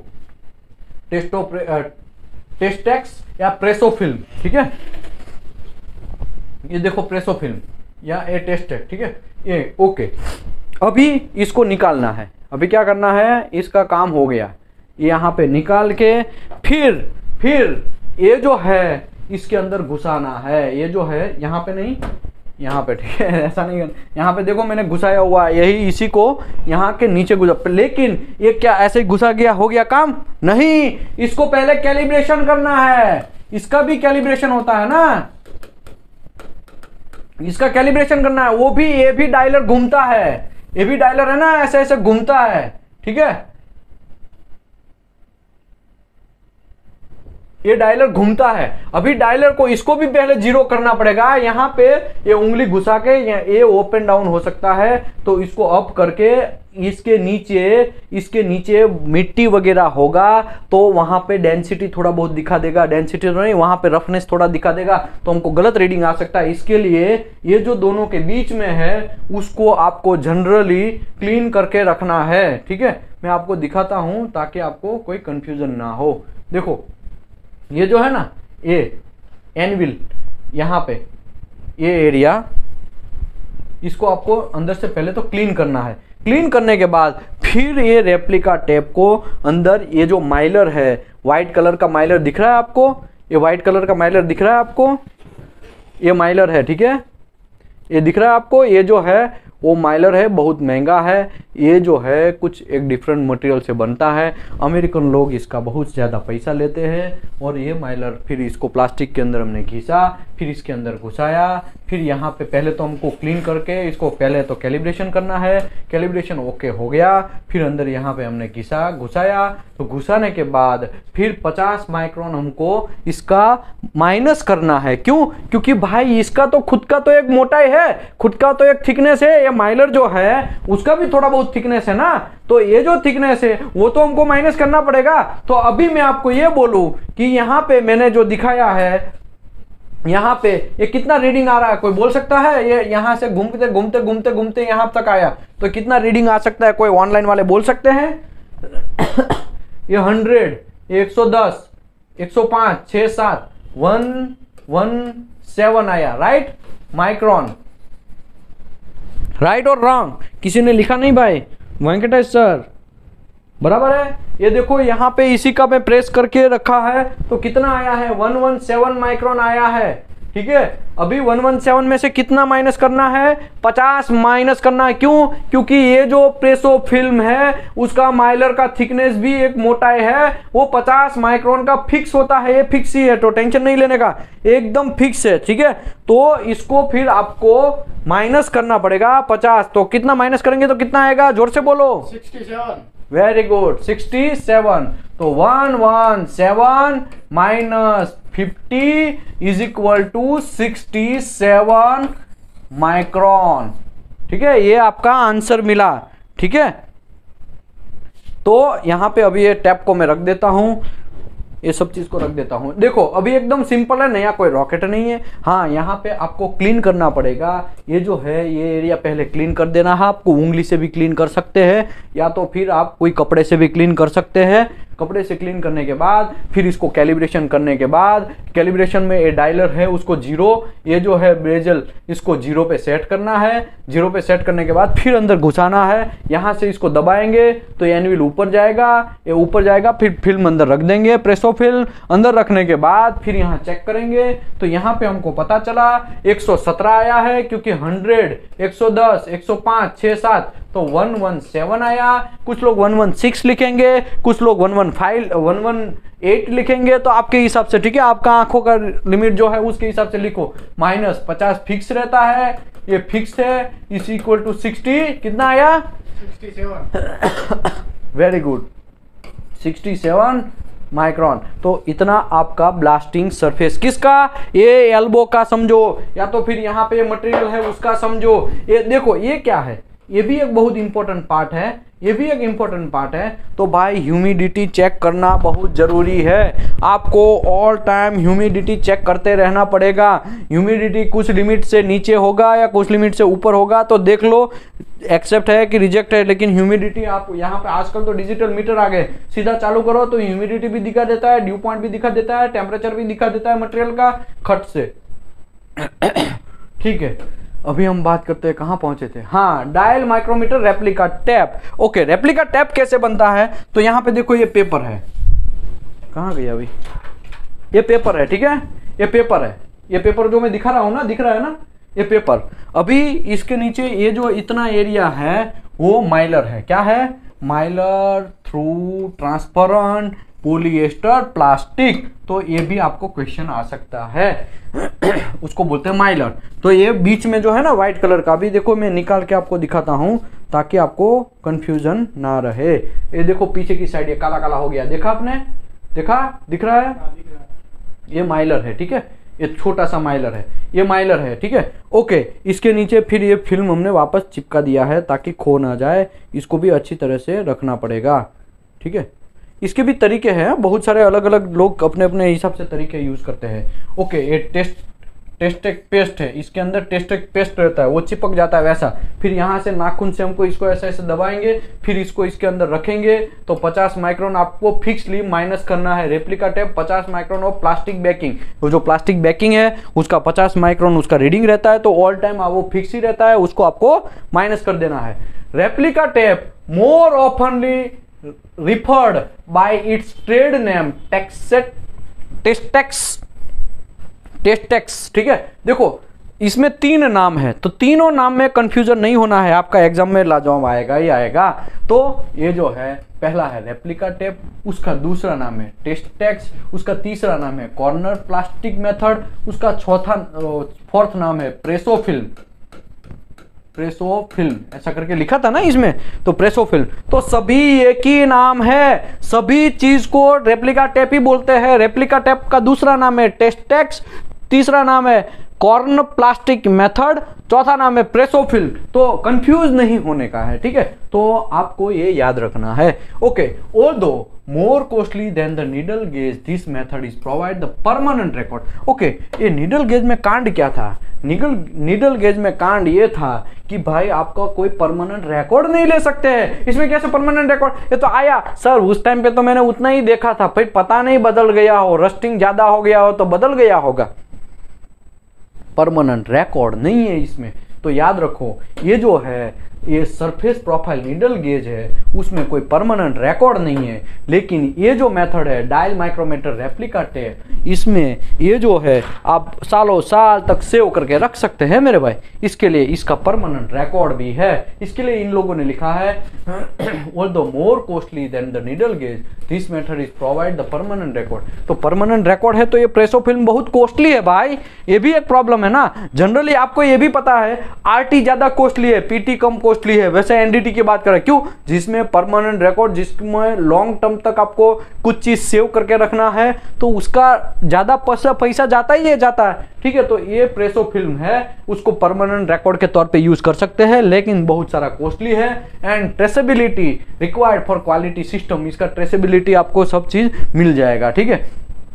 the taps of supplier 2 grade course and extra course. Okay, इसमें भी 2 टाइप के मैन्युफैक्चरर होता है, 2 टाइप के मैन्युफैक्चरिंग सिस्टम होती है, ठीक है। एक ये जो अभी मैं बात कर रहा हूं वो कभी कभी थाव में भी यूज होता है, ये थाव में भी यूज करते हैं, ठीक है। अभी ये मेरे पास है वो ये माइक्रोन वाला है, ठीक है ये एक्स्ट्रा कोर्स ग्रेन वाला मेरे पास है। ये जो है मेरे पास प्रेसो फिल्म वो एक्स्ट्रा कोर्स ग्रेन वाला फिल्म है। ऐसा ही फिल्म आता है, वो कैसा है? Coarse grain, major coarse grain, खाली कोर्स ग्रेन और एक्स्ट्रा कोर्स ग्रेन। तो अभी हमने जो यूज किया वो ये था। जनरली आजकल मार्केट में सबसे ज्यादा यूज होने वाला है मोस्ट वही ये एक्स्ट्रा कोर्स ग्रेन। इसके लिए देखो यहाँ पे 137 से लेके 115 माइक्रोन तक का आपको रीडिंग देगा। और दूसरी बात, इसी की वजह से इसमें भी लिखा होगा, शायद आप देखेंगे तो इसमें ही दिखा दूं क्या, ये दिखाया हुआ, ये देखो यहाँ पे क्या लिखा है, 38 से 115 माइक्रोमीटर लिखा है कि नहीं लिखा है? दिख रहा है। और भी मैंने शायद फोटो लिए हो गए, चलो ठीक है, वहां खत्म हो गया, अभी बहुत सारा फोटो नहीं डाला है। तो यहाँ पे देखो लिखा है ना 38 से लेके 115 माइक्रोन तक आपको रीडिंग देगा। इसका 50 आपको माइनस करना है। और दूसरा यहाँ पे दूसरा भी एक थाव वाला यूज होता है, वो 0.8 से 2 थाव तक आपको यूज करना है। वो आपको 20 से 50 मतलब कम जब ब्लास्टिंग होता है, लो ब्लास्टिंग होता है, जब आपको बोलता है ना, मैं बोला ना लॉन्ग टर्म के लिए, शॉर्ट मीडियम टर्म के लिए और शॉर्ट टर्म के लिए, तो उस टाइम पे कैसा यूज करना है वो आपको डिसाइड करना है। Generally extra course gain market में ज्यादा चलता है, क्योंकि जनरली अच्छा सा ही ब्लास्टिंग लोग करते हैं। ब्लास्टिंग करना ही है तो अच्छा ही काम करेंगे ना ऐसा, लेकिन पैसे का भी थोड़ा चीज होता है, याद रखो। ओके, अभी हम बात करते हैं the correct tap should be selected otherwise reading will be not be accurate. आपको दोनों में से करेक्ट टैप सिलेक्ट करना पड़ेगा। प्रेसो फिल्म जो है वो करेक्ट सिलेक्ट करना पड़ेगा, ठीक है। ओके, अभी यहाँ पे ये सब चीज आपको शायद समझ में आ गया है। ये 2 माइक्रोन एक जो कापा है वो 2 माइक्रोन का दिखा रहा है, ठीक है। यहाँ पे 10 माइक्रोन वाला सब चीज है। यहाँ पे ये नीडल है, ये आगे का ये डायलर है, इसके बाद ये जो है नीडल है, ये यहाँ पे ये पकड़ने के लिए ये आपका हैंडल है, और हैंडल से भी आप पकड़ सकते हैं, ठीक है। ओके, अभी हम आगे बढ़ते हैं। बहुत हो गया इसमें, ये सब चीज मैंने दिखा दिया, इसमें भी बहुत हो गया, मेरा गला भी सूख गया। अभी देखो इसमें मैंने लिखा है बहुत सारे 30 मार खां लोग होते हैं। क्या होते हैं? 30 मार खां। वो लोग क्या करते हैं? This is not good practice. ये ऐसा यूज करते हैं। ये जो है माइक्रोमीटर पार्ट जो है इसमें मैंने दिखाए हैं। यहाँ पे लॉक नट है, ये सब चीज रहता है ना। यहाँ पे भी मैंने ऊपर भी समझाया था लॉक नट जो है वो कौन सा है। इसमें भी लॉक नट नहीं दिखाया है, ओल्ड टाइप का है, लेकिन यहाँ पे लॉक नट होता है। लेकिन यहाँ पे भी लॉक नट है, देखो यहाँ पे नहीं है, आगे दिखाता हूँ। यहाँ पे देखो ये है ना लॉकिंग स्क्रू, ये जनरली आजकल होता है मार्केट में, ठीक है। तो आपको ये देखना है। ओके, अभी पानी वानी पी लेते हैं, रुको भाई। बहुत अच्छा किसी ने क्वेश्चन पूछा है, Vishal ji how much surface roughness we achieved with copper slag.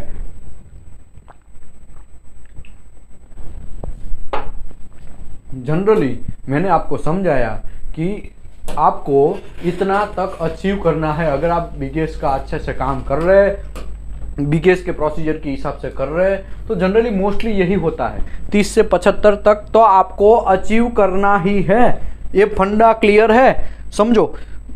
लेकिन आज चैप्टर के लास्ट में आएगा ऐसे 1.5 क्या है, 2.5 क्या है, तो ये सब चीज में पूरा डेप्थ में समझाएगा आपको, ठीक है।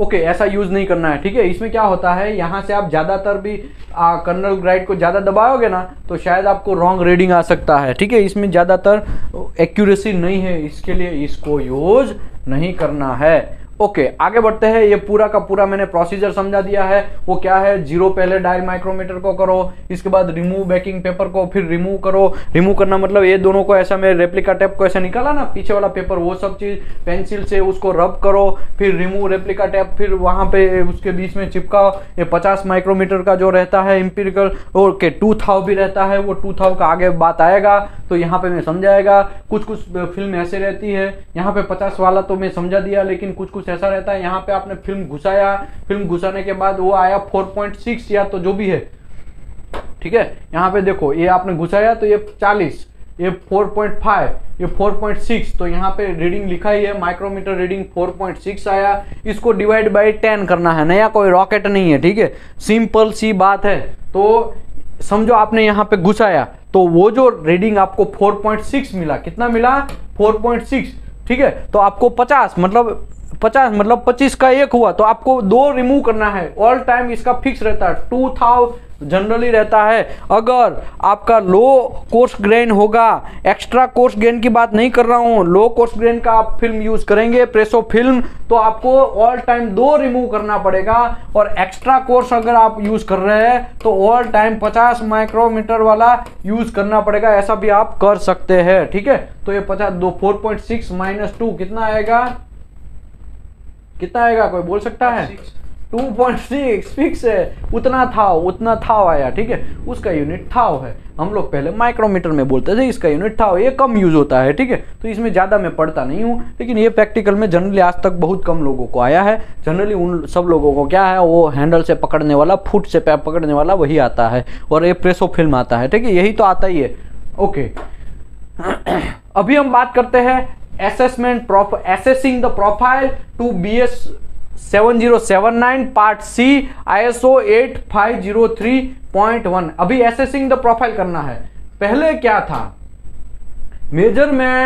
Measuring using gauge with and without replica tape, हमने काम कर लिया, ये पूरा का पूरा फंडा समझ लिया। अभी हमको assessing using the surface comparator, अभी प्रोफाइल को असेसमेंट करना है, तो ये हो गया डिग्री ऑफ क्लीनिनेस करना है, ठीक है, sorry assessing the using the profile comparator, तो वो अभी हम बात करने जा रहे हैं, ठीक है। दूसरा पॉइंट, पहला पॉइंट हमने पूरा का पूरा डेप्थ में समझ लिया। तो generally assessing the profile to BS standard जो है 7079, तो आपको पूछता है क्वेश्चन में कि ऐसा कौन सा स्टैंडर्ड है जिसमें आप प्रोफाइल एसेसिंग कर सकते हैं, तो आपको ये रट्टा ही कर लेना है BS 7079 पार्ट सी ISO 8503.1। जनरली ये कम पूछता है लेकिन ये तो पूछता ही है, याद रखो, तो आपको ये याद रख लेना है। ग्रिड्स यूज करो या शॉर्ट ब्लास्ट यूज करो, ठीक है, जो भी है, उससे आपको produce the different surface profile, हमने ऑलरेडी पार्ट 1 में समझा लिया, पार्ट 1 में, और ये जो सेशन स्टार्ट हुआ उसमें ही मैंने समझाया कि ग्रिड्स का जनरली शेप की वजह से टेढ़ा मेढ़ा जनरल होता है, और ये जो शॉर्ट है उसका मस्त अच्छा सा चकाचक ऐसा राउंड वाला होता है, ठीक है। ये तो गलत मैंने ड्रॉ किया है, ऐसा होगा, ठीक है, ये थ्रू हो गया, ये पीक हो गया। तो जनरली हम लोगों को पहचानना तो पड़ेगा, पहचान में तो देख के तो करना पड़ेगा। हम दो चीज से कर सकते हैं, या तो एक चीज से मेजर कर सकते हैं और दूसरा चीज है हम लोग उसको कंपेयर कर सकते हैं, तो अभी हम लोग इसका बात कर रहे हैं, ठीक है। Grids and short abrasive produce the different surface profile, आपका सरफेस प्रोफाइल डिफरेंट प्रोड्यूस करेगा, मतलब ब्लास्टिंग जो सरफेस है वो अलग अलग ब्लास्टिंग सरफेस बनाएगा, और therefore the two comparator are specified. यहां पे मैं दो कंपेरेटर की बात कर रहा हूं, पहला कंपेरेटर है वो ग्रिड्स के लिए G यूज करना है, और दूसरा कंपेरेटर है शॉर्ट का प्रोफाइल S यूज करना है। सरफेस रफनेस की ही ये बात चल रही है, सरफेस रफनेस में देखो ये वेरी स्मूथ है तो इसको हम 1 नंबर देंगे, ये थोड़ा उससे ज्यादा है तो इसको 2 नंबर देंगे, ये उससे और थोड़ा ज्यादा है तो 3 नंबर, ये 4 नंबर, ऐसा 4 टाइप का वो रहता है, ठीक है। तो ये स्मूथ है, फिर उससे ज्यादा, फिर उससे ज्यादा रफ, उससे भी ज्यादा रफ, तो ये ऐसा करके प्रोफाइल आता है। ओके, अभी कुछ लोग बोलेंगे कि भाई मैंने शॉर्ट यूज किया, इसके लिए मैं कंपेरेटर S टाइप का, दो ही कंपेरेटर होता है, एक S टाइप का कंपेरेटर, एक G टाइप का कंपेरेटर। अभी कुछ लोग ऐसा बोलेंगे, आपने जब पार्ट 1 में तो समझाया था दोनों मिक्स भी कभी कभी यूज करते हैं, metallic grids and metallic short, ये दोनों को कंबाइन कॉम्बो, दोनों को एक दूसरे के साथ मिक्सअप करके भी यूज करते हैं। तो कौन सा कंपेरेटर, तो आपको G कंपेरेटर यूज करना है, क्योंकि G का शेप बहुत डेंजर होता है, वो ज्यादा सरफेस रफ जनरेट करता है, इसके लिए आपको G यूज करना है, दोनों मिक्सअप है। तो अगर मिक्सअप नहीं है, अगर अकेला G आपने यूज किया है, ग्रिड्स यूज किया है मेटालिक ग्रिड, तो G वाला कंपेरेटर यूज करो, शॉर्ट ब्लास्टिंग यूज किया है तो S वाला कंपेरेटर यूज करो, ठीक है। All the instant of the entire should be blasted 2.5 या 3 grade and discuss later। अभी हम डिस्कस करने जा रहे हैं 2.5 क्या है, 1.5 क्या है, वो सब चीज डिस्कस करेंगे। यूज ऑफ कंपेरेटर, तो ये बहुत इंपॉर्टेंट टॉपिक है, इसमें से 2 क्वेश्चन आएंगे। ये जो टॉपिक है इसमें से 2 क्वेश्चन आएंगे, आपको लिखना है तो लिख लो, ठीक है। ओके, किसी ने लिखा है is advisable to reuse copper slag, no, एक ही बार यूज करना है, आपको मैंने चैप्टर 1 में समझा दिया है। कॉपर को जनरली कॉपर स्लैग जो है उसको आपको एक ही बार यूज करना है, उसमें से मैंने ऑलरेडी समझाया कि 2 क्वेश्चन आएंगे, ये टेबल रट्टा ही मार लो। टेबल में एक्सपांडेबल कॉपर को एक्सपांडेबल में घुसाया गया है, नॉन मेटालिक एक्सपेंडेबल में घुसाया गया है, तो ओनली 1 टाइम यूज करना है, 1 टाइम, बाकी फेंक दो। फिर इसको आप बहुत बार यूज कर सकते हैं, इसको मैक्सिमम 3 टाइम यूज कर सकते हैं। ये आपको लिखना है तो लिख लो, गार्नेट का क्वेश्चन आएगा, वो मैं पार्ट 1 में समझाया। गार्नेट में भले ही इसको मेटालिक में डिवाइड किया, मेटालिक में डाला है, लेकिन वो गार्नेट वो मेटालिक भी है, नॉन मेटालिक है, दोनों का कॉम्बो है, कॉम्बो नहीं बोलेंगे, दोनों में वो पार्ट अदा करता है। इसके लिए आपको जनरली गार्नेट का क्वेश्चन आएगा, वो पार्ट 1 में मैंने ऑलरेडी समझा दिया है। कॉपर स्लैग 1 टाइम यूज, निकल slag 1 time, boiler slag 1 time, glass Beed 1 time and aquamarine olivine 1 time. तो ये जो टेबल है उसमें से 2 क्वेश्चन आएंगे। इसी टेबल के ऊपर हमको बहुत लंबा चौड़ा टाइम चला गया था, तो वो क्वेश्चन अभी आप वो चैप्टर में भी कर सकते हैं, ठीक है। ओके, अभी यहां पे हम लोग डिस्कस करने जा रहे हैं यूज ऑफ कंपेरेटर। तो कंपेरेटर है उसको कैसे यूज करना है, तो उसके 3 तरीके हैं मेरे भाई। पहला तरीके है आंखों से देख लो, आंखों से कंपेयर कर लो। बहुत सारे लोग होते हैं ना, एक्सपीरियंस बोलता है, एक्सपीरियंस से उनको पता चल जाता है ये इतना ही ब्लास्टिंग होगा, ये 2.5 ही है, ये 3.5 है। 3.5 तो नहीं आता है, 3 आता है, ठीक है। ले दो, ये पानी भर दो। ओके, तो आप आंखों से भी देख सकते। There are 3 method can be employed to assess the roughness of characteristic in blast clean steel. आप ब्लास्ट क्लीन स्टील है उसको 3 तरीके से कंपेयर कर सकते हैं। पहला है आंखों से देख के, दूसरा है विजुअल एड, कुछ ग्लास वगैरह यूज करके। ग्लास भी मैक्सिमम 7x से ज्यादा नहीं होना चाहिए। 7x क्या है, मतलब समझो मोबाइल में होता है ना 1x 2x 3x ऐसा होता है ना, 1x 0.9x 3x 4x 5, मतलब बहुत मोटा कर देता है, जो पार्ट है उसको बहुत बड़ा कर देता है। और तीसरा है टेक्टाइल में कुछ फोटो आपको दिया जाएगा और उसके साथ कंपेयर करना है ऐसा। तो एक एक में डिस्कस करते हैं। ये क्वेश्चन आएगा, लिखना है तो लिख लो, नोट वाला। ये नोट वाला क्वेश्चन आएगा ही आएगा, इसको रट्टा ही मार लो। The comparator are not for assessing the cleanliness. तो कंपेरेटर है वो क्लीनिनेस डिसाइड नहीं करता है, कंपेरेटर है वो क्लीनिनेस डिसाइड नहीं करता है। आपको वहां पे घुमाएगा ये बात। इससे बहुत सारे क्वेश्चन बन सकते हैं। नीचे में से कौन सा ऐसा चीज है, कौन सा कंपेरेटर वो असेसिंग करता है क्लीनिनेस का, तो nicked eye, visual eye, tactile, none of the above. तो आप none of the above answer मारने का, ठीक है। वो सीधा एक कोई मान, हाँ अरे ऑल ऑफ द अबव भी कभी कभी हो जाता है। कभी कभी कैसा होगा, nick eye, visual aid and A and B above and none of the above, ऐसा करके आंसर आएगा। तो आपको ध्यान रखना है, अरे वाह निक आई भी मैंने कभी किधर पढ़ा था, विजुअल एड भी पढ़ा था, तो ये एसेसिंग करता है, क्लीनिनेस एसेसिंग करता है, ऐसा आंसर मार के आ जाएंगे। फिर बोलेंगे साहब ये तो गलत हो गया। मैं इसके लिए वेट देख के समझा रहा हूं, इसमें ये आपका क्वेश्चन आएगा ही आएगा। Comparator are not for assessing the cleanliness. ये क्लीनिनेस डिसाइड नहीं करता है, ये सरफेस रफनेस ही डिसाइड करता है। 2 टाइप है, सरफेस रफनेस और सरफेस क्लीनिनेस, ठीक है। तो ये दोनों टाइप में ही अभी हम डिस्कस कर रहे हैं। अभी तो मैं सरफेस रफनेस के ऊपर ही जा रहा हूं, सरफेस क्लीनिनेस के ऊपर नहीं जा रहा हूं। क्लीनिनेस जो है 1-2 पेज के बाद आने वाला है, ठीक है।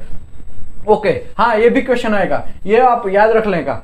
द कंपेरेटर टू BS 7079 के मुजब अप्रोक्सीमेटली 8 सेंटीमीटर स्क्वायर का होता है। ये 8 सेंटीमीटर स्क्वायर का होता है, बीच में 2 सेंटीमीटर का हॉल होता है, डायमीटर हॉल होता है, ठीक है। Middle are the divided in 4 segment. इसके 4 सेगमेंट होते हैं, 1 2 3 4 ऐसे 4 सेगमेंट होते हैं। एंड बाय स्मूथ स्ट्रिप भी साथ में, ये स्ट्रिप जैसा, ये स्ट्रिप से अलग किया जाता है। तो यहाँ पे मैं एक स्ट्रिप दिखा देता हूँ।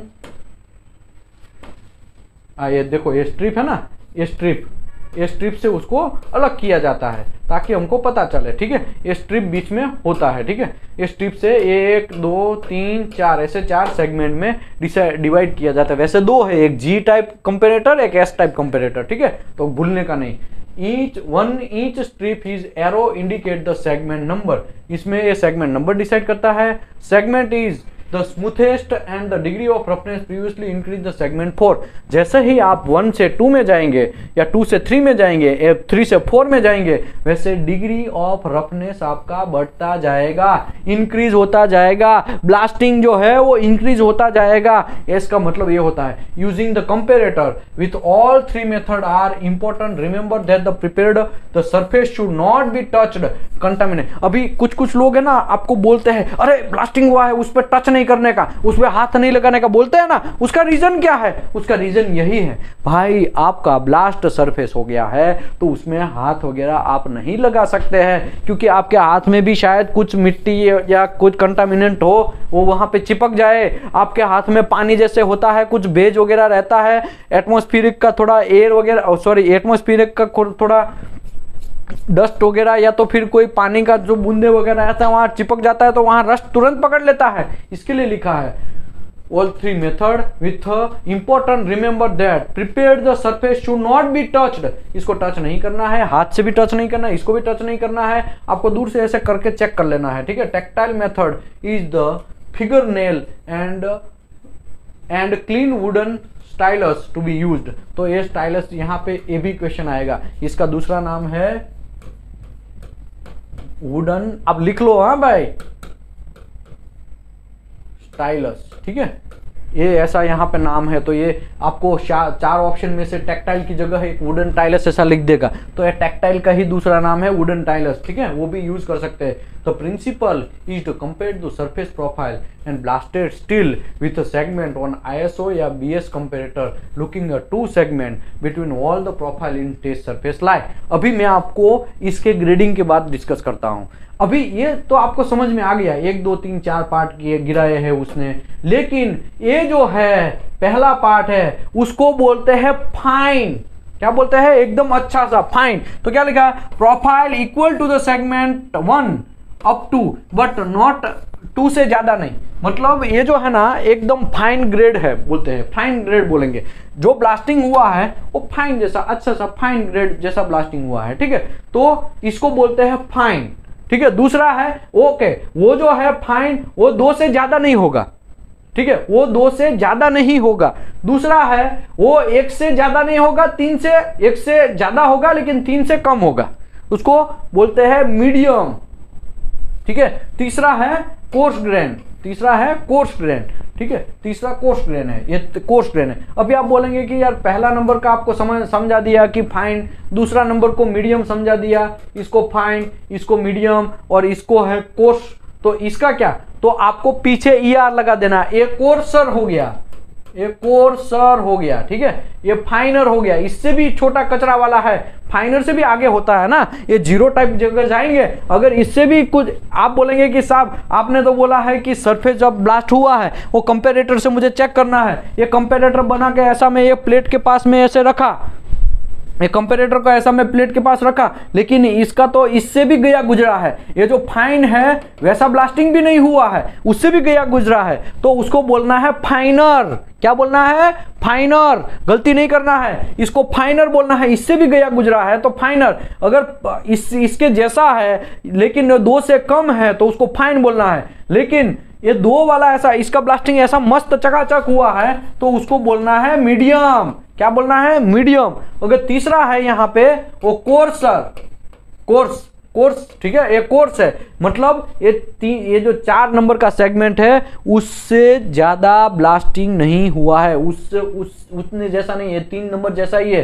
3 नंबर मतलब ये तीसरा सेगमेंट ऐसा है कि ये 4 नंबर से ज्यादा नहीं है। अगर मैं उससे भी ज्यादा ब्लास्टिंग हो गया है तो उसको कोर्सर ग्रेन स्ट्रक्चर बोलेंगे। कैसा? कोर्सर ग्रेन स्ट्रक्चर तो नहीं, कोर्सर ग्रेन बोलेंगे, ठीक है। तो ये कोर्सर हो गया और ये आगे वाला फाइनर हो गया। तो समझ में आया कि नहीं आया? तो finer, the profile is equal to the segment 1 और up to but excluding segment 2 से ज्यादा नहीं। मीडियम है, profile equal to the segment 2 and but excluding the segment 3 से ज्यादा नहीं, और ये profile equal to the segment 3 and 4 से ज्यादा नहीं। तो ये दोनों के बीच वाला कहाँ गया? तो ये दोनों के बीच वाला है उसको कोर्सर देन कोर्सर लिखा है यहाँ पे, और फाइनर देन फाइनर लिखा है। 1 से आगे वाला है वो मैं आपको बोला ना, कंपैरेटर आपने लगाया लेकिन 1 नंबर का भी नहीं मिल रहा है, पहला जो सेगमेंट है वही नहीं मिल रहा है, तो वो फाइनर देन फाइनर बोलना है। और जो कोर्सर ब्लास्टिंग हो गया है उससे भी ज्यादा ब्लास्ट हुआ है, 4 नंबर का सेगमेंट से भी ज्यादा ब्लास्ट हुआ है, तो उसको फाइनर देन फाइनर बोलना है, ठीक है। Okay, thank you. चलो ये आपको बात समझ में आ गई होगी। Because of the blasted surface consider to the secondary profile, the primary profile is the surface of the steel prior to abrasive blasting. The primary profile is therefore the going have a effect of the secondary profile. It is the customary reported condition of subsurface before the preparation of the following manner.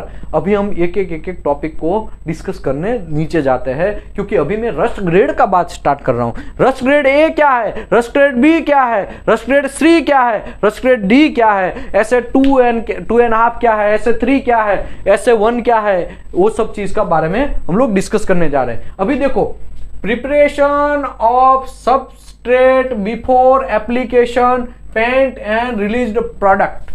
अभी देखो, अभी मैं आपको ऐसा discuss करने जा रहा हूं कि अभी आपने पेंटिंग स्टार्ट नहीं किया है, सबसे पहले प्री इंस्पेक्शन जो होता है ना, प्री इंस्पेक्शन, मटेरियल का भी ब्लास्टिंग स्टार्ट करना है लेकिन स्टार्ट किया नहीं है, स्टार्ट करना है, तो भाई इंजीनियर क्या करेगा, वहां पे इंस्पेक्शन करने जाएगा। हाँ भाई ये मेरे को प्लेट मिला है, ये प्लेट का ब्लास्टिंग करना है, तो पहले तो हम देखेंगे कि ये ब्लास्ट ये है कैसा प्लेट, ठीक है, तो उसके बारे में डिस्कस है। तो ऐसे 4 ग्रेड किए गए हैं, 4 रस्टिंग ग्रेड बनाए गए हैं। सबसे पहला ग्रेड जो है वो आता है ग्रेड ए, दूसरा ग्रेड जो है वो grade B, grade C and grade D, ऐसा करके अलग अलग ग्रेड आते हैं। सबसे पहले ग्रेड ए की बात करते हैं, और ये कब की बात है, preparation of steel subsurface before application of paint, paint application से पहले की बात चल रही है, ठीक है, एंड रिलेटेड टू प्रोडक्ट। अभी steel surface largely covered with adhesion mill scale with a little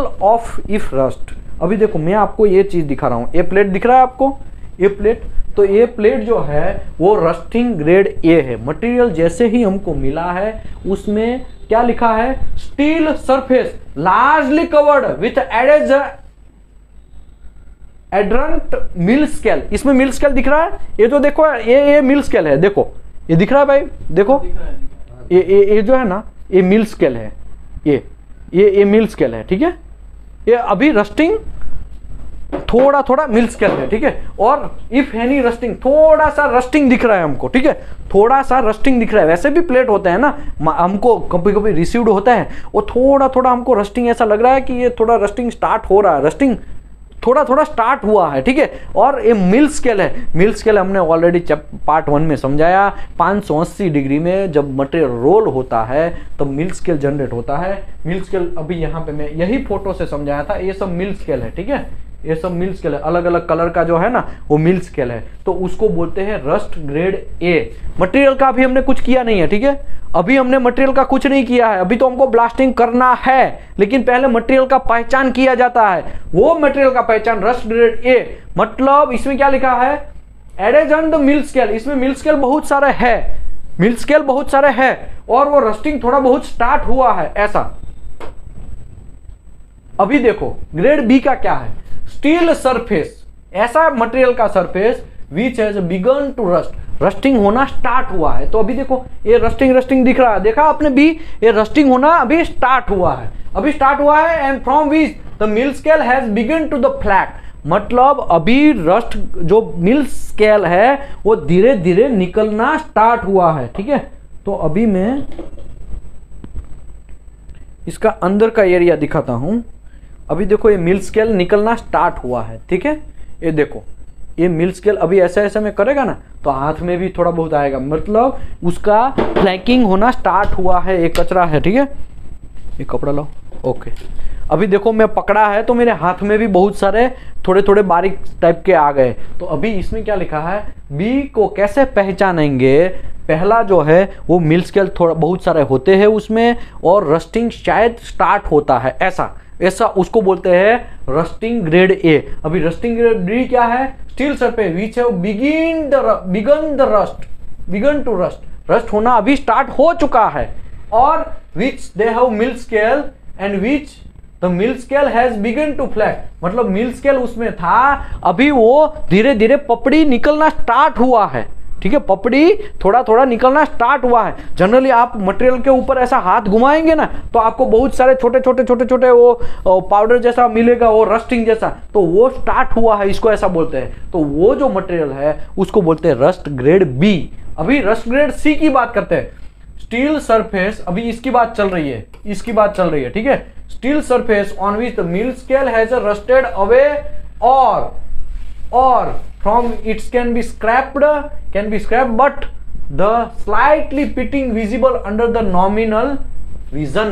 अभी देखो इसमें धीरे धीरे पिटिंग होना स्टार्ट हो गया है, और मिल स्केल अभी किस में कन्वर्ट हो गया है, पूरा का पूरा रस्टिंग ग्रेड में कन्वर्ट हो गया, रस्टिंग ही हो गया है। देखो इसके लिए लिखा है विच the mill scale has rusted away, mill scale इसमें कम दिख रहा है, देखो इसमें छोटा छोटा ये थोड़ा थोड़ा दिख रहा था यहाँ पे, ठीक है, यहाँ पे थोड़ा थोड़ा दिख रहा था, ये मिल स्केल थोड़ा दिख रहा था इस बी में, और रस्टिंग भी इसमें है, लेकिन ये तो मैं कम ड्रॉ किया है, ठीक है। इसमें तो देखो ऐसा एक कुछ कलर दिख रहा है, ऐसा कलर नहीं दिख रहा है कि नहीं दिख रहा है, तो ऐसा इसमें पिटिंग होना स्टार्ट हो गया है।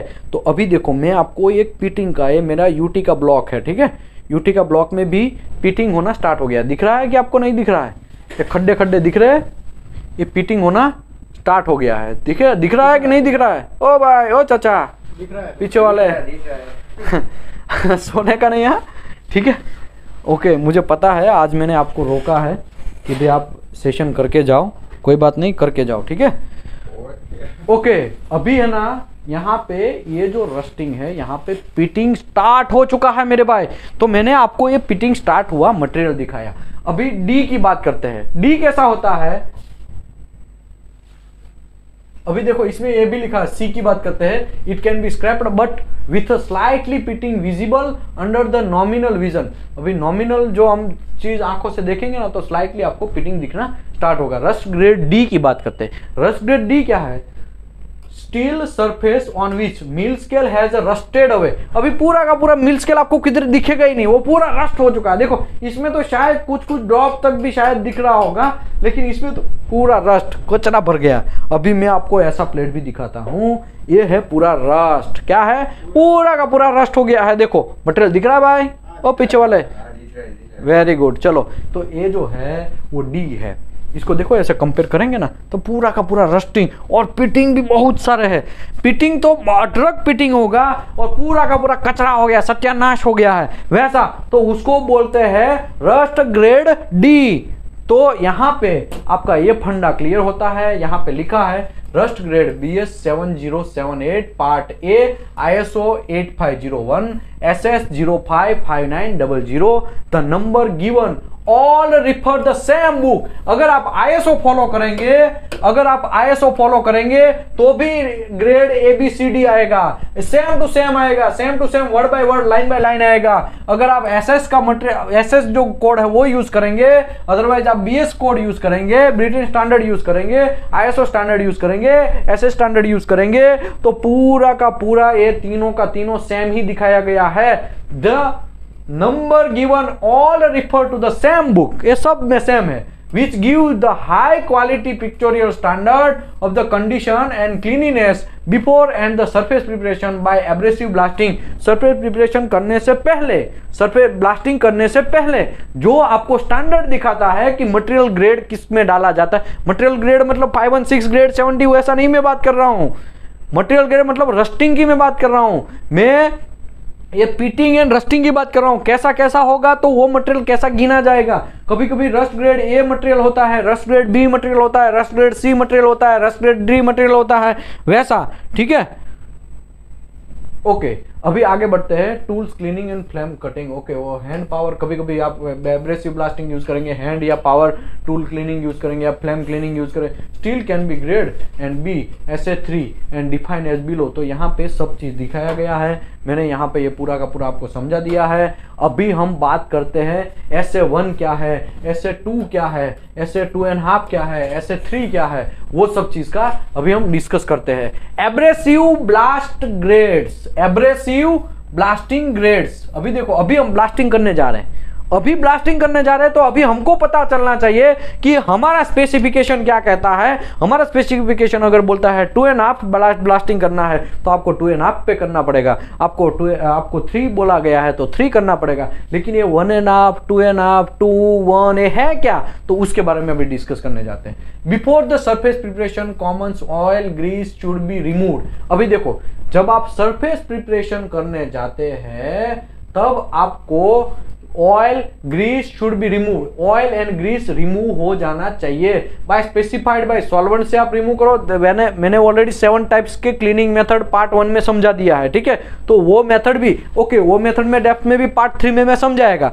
लेकिन आप इतना समझ लो, जब आप सरफेस प्रिपरेशन करने जाते हैं तब ऑयल ग्रीस ये सब चीज रिमूव होना चाहिए, ठीक है। बाय स्पेसिफाइड सॉल्वेंट से आप रिमूव करो, या तो आप डिग्रीजिंग जब पानी प्लस साबुन वगैरह जो भी है, डिग्रीजिंग वगैरह जिससे भी आपको क्लीन करना है। लेकिन हमें ऑयल एंड ग्रीस नहीं चाहिए, हाँ मटेरियल के हिसाब से करने का, वरना दूसरे मटेरियल में कुछ और घुसा दोगे और रिएक्शन हो जाएगा तो कांड हो जाएगा, ऐसा नहीं करने का। Okay, and heavy rust and scale removed by chipping. अगर आपका हैवी रस्ट है मटेरियल में तो आप चिपिंग से रिमूव करना है। After preparation the surface should be free of dust and debris.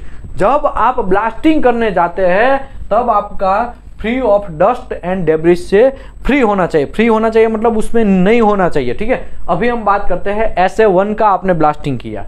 SA1 का ब्लास्टिंग मतलब बोलते हैं उसको लाइट ब्लास्ट क्लीनिंग। कैसा बोलते हैं?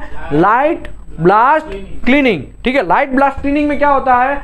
When the viewing the without magnificant, आप आंखों से कोई मैग्निफिकेंट गोगल्स वोगल्स नहीं चढ़ाना है, वो कुछ यूज नहीं करना है, ठीक है। सीधा आप आंखों से देखेंगे तो surface shall be free of visible oil, grease and dirt. आपको सरफेस जो है, SA1 का मतलब ऐसा होता है कि भाई लाइट ब्लास्ट क्लीनिंग, एक लाइट ब्लास्ट क्लीनिंग है, ठीक है।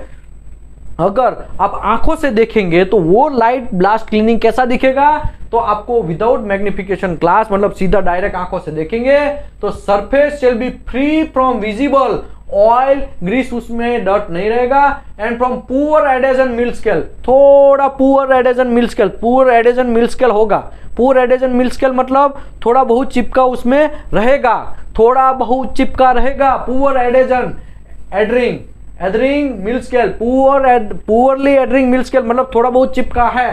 Rust, paint and foreign material, थोड़ा बहुत सब चीज है, लेकिन हाँ थोड़ा बहुत लाइट ब्लास्ट हो गया है, ठीक है। लेकिन यहाँ पे पुअर वर्ड आया तो एक क्वेश्चन आपको आएगा ही आएगा। Poor adhering mill scale, rust थोड़ा बहुत होगा, paint coating and foreign material थोड़ा थोड़ा होगा, ठीक है। ओके, अभी SA2 की बात करते हैं तो थ्रूली ब्लास्ट क्लीनिंग है। कैसा है? Thoroughly blast cleaning. अभी थ्रूली ब्लास्ट क्लीनिंग की बात करूं, when the viewing the without magnification the surface shall be free from visible oil, grease and dirt. ये तो होना ही चाहिए, आपका मटेरियल के अंदर सरफेस जो है वो free of visible oil, grease and dirt तो होना ही चाहिए। वो सब तो पहले में भी निकल गया था, इसमें भी थोड़ा बहुत निकल जाना चाहिए। इसके बाद most of the mill scale, most of the mill scale भी क्या होना चाहिए? निकल जाना चाहिए, समझे आप भाई, भूलने का नहीं। 1 नंबर में थोड़ा बहुत पुअर एडेसिव मिल स्केल था, इसमें मोस्ट ऑफ मिल स्केल निकल जाएगा, ठीक है। And rust, paint coating and foreign material सब चीज निकल जाएगा। मोस्टली क्या लिखा है? मोस्टली वर्ड यूज किया है, मोस्टली निकल जाएगा। And any residual contamination shall be formally adhering, मतलब थोड़ा बहुत रेसिड्यूल कंटामिनेशन होगा, थोड़ा बहुत, ठीक है। स्क्रैचेस वगैरह थोड़ा बहुत वगैरह सब रहेगा, थोड़ा बहुत। ये क्या रहेगा? रेसिड्यूल कंटामिनेशन, थोड़ा बहुत रेसिड्यूल कंटामिनेशन रहेगा SA2 में। अभी SA2.5 की बात करते हैं। अभी आप ऐसा बोलेंगे कि ये तो मैं अभी समझा देता हूँ, बाकी बाद में कैसे कंपैरिजन करना है वो मैं समझा देता हूँ, ताकि यहाँ पे चैप्टर को हम लोग क्लोज करते हैं। अभी ज्यादा नहीं खींचना है, मैं भी थक गया हूँ, ठीक है। आगे बढ़ते हैं। SA2.5 very thoroughly blast cleaning, इसको क्या बोलते हैं? Very thoroughly blast cleaning. पहले क्या था? लाइट ब्लास्टिंग था, उसमें ऑयल एंड गैस, थोड़ा ऑयल डर्ट वो सब चीज जो रिमूव हुआ था, लेकिन वो मिल स्केल जो है वो थोड़ा बहुत रहा था, और थोड़ा बहुत रस्ट और पेंट थोड़ा बहुत दिख रहा था। इसके बाद ये ब्लास्टिंग SA2 किया तो उसमें तो बहुत सारा चीज निकल गया, और मोस्टली मिल स्केल भी निकल गए, रस्ट पेंट ये सब चीज मोस्टली निकल गया, लेकिन रेसिड्यूल कंटामिनेशन थोड़ा बहुत रह गया। अभी SA2.5 में वेरी थ्रूली ब्लास्ट क्लीनिंग में when viewing without magnification the surface shall be free from visible grease, oil and dust and mill scale. देखो यहाँ पे मिल स्केल डायरेक्ट डाल दिया है, यहाँ पे पुअर ये सब चीज नहीं, इसमें नहीं होना चाहिए, खलास। SA2.5 में मिल स्केल नहीं होना चाहिए, डर्ट नहीं होना चाहिए, ऑयल ग्रीस नहीं होना चाहिए, फंडा सिंपल। यहाँ पे कोई पुअर वर्ड नहीं डाला, मोस्ट वर्ड नहीं डाला है, कुछ नहीं डाला, ये सब चीज निकल ही जाना चाहिए। दूसरा, rust, paint, coating and foreign material सब चीज निकल जाना चाहिए। Any remaining traces contamination shall show only slightly stain in the form of the spot of strips. छोटा छोटा शायद आपको दिख जाए, छोटा छोटा डॉट किधर किधर दिख जाए, तो बाकी सब चीज रिमूव। तीसरा, SA3 क्या है? SA3 में तो भाई बहुत चकाचक एकदम व्हाइट मेटल दिखेगा। देखो ये एल्बो में हमने SA3 करवाया है, ये एल्बो दिख रहा है ना लोगों को, पीछे वाले लोग। ओ चाचा, वेरी गुड। तो ये जो है thoroughly clean, A to Z, कोई मसला नहीं। Blast cleaning is visually clean steel, जैसा ही मटेरियल पैदा हुआ था वैसा एकदम क्लीन स्टील मिलेगा। When viewing without magnification glass, surface shall be free of visible grease, dirt shall and free of mill scale, rust, paint coating, foreign material. It shall have uniform metallic colour, ये एकदम उसके metallic shine जैसा होगा ना, वैसा दिखने लगेगा, चकाचक एकदम अच्छे से दिखने लगेगा। ठीक है, तो SA1 में क्या फर्क है, SA2 में क्या फर्क है, SA2.5 में क्या फर्क है, SA3 में क्या फर्क है।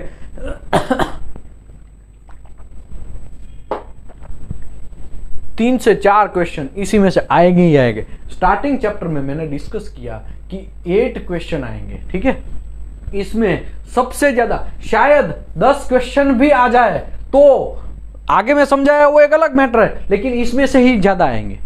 अगर 8 में से मैं ये बोलूं 6 क्वेश्चन इसी में से शायद आ जाए, ये 2 टॉपिक में। कौन सा टॉपिक, ये रस्टिंग ग्रेड ABCD एंड ये हमारा ब्लास्टिंग जो क्लीनिंग जो ब्लास्टिंग ग्रेड है, एब्रेसिव ब्लास्टिंग ग्रेड, उसमें से ये 3।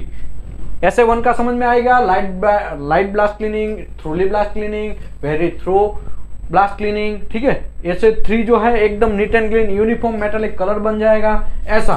तो अभी हम लोग जल्दी बात कर लेते हैं, अभी हम फोटो की बात करते हैं। ठीक है, अभी देखो ये लास्ट टॉपिक है, लास्ट चैप्टर है। ठीक है, लास्ट पेज है। अभी मैं बात कर देता हूं, जनरली यहां पे एक क्वेश्चन आएगा ही आएगा, इसको लाइन बाय लाइन रट्टा ही मार लेना है। ये जो लाइन में हाईलाइट कर रहा हूं उसको रट्टा ही मार लेना है। नहीं समझ में आता तो भी ठीक है, समझ में आता है तो भी ठीक है, आपको रट्टा मार लेना है। सिंपल बात, रट्टा मार ही लेना है। इसको क्या लिखा है, From the above definition, it can be seen that SA1 and SA2 are not achievable on rust grade A.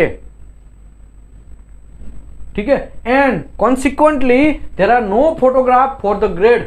इसके कोई फोटोग्राफ्स नहीं है। क्यों, तो क्यों वो समझ मैं आगे समझाता हूं, लेकिन इसमें बात कर लेते हैं। अभी देखो यहां पे ये जो है वो ग्रेड A है, ये ग्रेड B है, ये ग्रेड C है, ये ग्रेड D है। ये मैंने तीनों का 3 मैंने, चारों का 4 मैंने आपको समझा दिया है। राइट, कोई फंडा क्लियर है ना। ये चारों का 4 मैंने ऑलरेडी आपको समझा दिया है। ये क्या होता है, B में थोड़ा बहुत होता है, C में तो पूरा मिल स्केल निकल गया है, खाली खाली डॉट स्पॉट रहता है। इसमें तो पूरा निकल ही जाता है मिल स्केल। ठीक है, पूरा रस्ट हो जाता है, ये तो कचरा बन जाए। तो ये पूरा का पूरा rust grade A, rust grade B, rust grade C, rust grade D। अभी इसका हम भी एक एक में ब्लास्ट करेंगे। ये रस्ट ग्रेड A का SA1 का ब्लास्टिंग नहीं होता है भाई, वो SA1 जैसा है, उससे भी अच्छा है। ठीक है, ये भी उससे भी अच्छा है, लेकिन इसका ब्लास्ट अगर SA2.5 करेंगे तो वो ऐसा दिखेगा। रस्ट ग्रेड A अगर उसका SA3 ब्लास्ट करेंगे तो ऐसा दिखेगा। तो ये फोटो आपके मोबाइल में जब आप एप्लीकेशन काम करने जा रहे हैं, प्रैक्टिकली आप जॉब करने जा रहे हैं, तो आपको इसका मोबाइल में रखना ही है। या तो फिर आप जनरली क्या होता है, ऐसा बुक होता है, मैं आपको बुक दिखाता हूं। ठीक है, ऐसा बुक होता है। ठीक है, ऐसा बुक, ये बुक में सभी में ऐसा फोटो रहता है। ठीक है, ये बुक में यहाँ पे ऐसा चिपकाया रहता है, तो ये सब के सब फोटो चिपकाए। टोटल कितने फोटो है वो भी क्वेश्चन में आएगा। कितने फोटो है, 1 2 3 4 5 6 7 8 9 10 11 12 13 14। ये दोनों नहीं है तो आंसर 16 मार्क के नहीं आने का। कुछ लोग बोलते हैं ना साहब सबके 4-4, रस्ट ग्रेड A के 4 फोटो, रस्ट ग्रेड B के 4 फोटो, रस्ट ग्रेड C के 4 फोटो, रस्ट ग्रेड D के 4 फोटो, तो साहब टोटल 16 फोटो हुआ ना, चौका 16 फोटो हुआ। आंसर गलत हो जाएगा आपका। आपको कितना आंसर मारना है, 14 ही आंसर मारना है, क्योंकि SA1 और SA2 का रस्ट ग्रेड A का फोटो नहीं होता है, क्योंकि वो अचीवेबल नहीं है। इसके लिए मैंने आपको समझाया, ये लाइन आपको रट्टा ही मार लेना है, not achievable on rust grade A, क्योंकि SA1 और SA2 उससे तो बहुत अच्छा है। ठीक है, इसके लिए ये अचीवेबल है ही नहीं।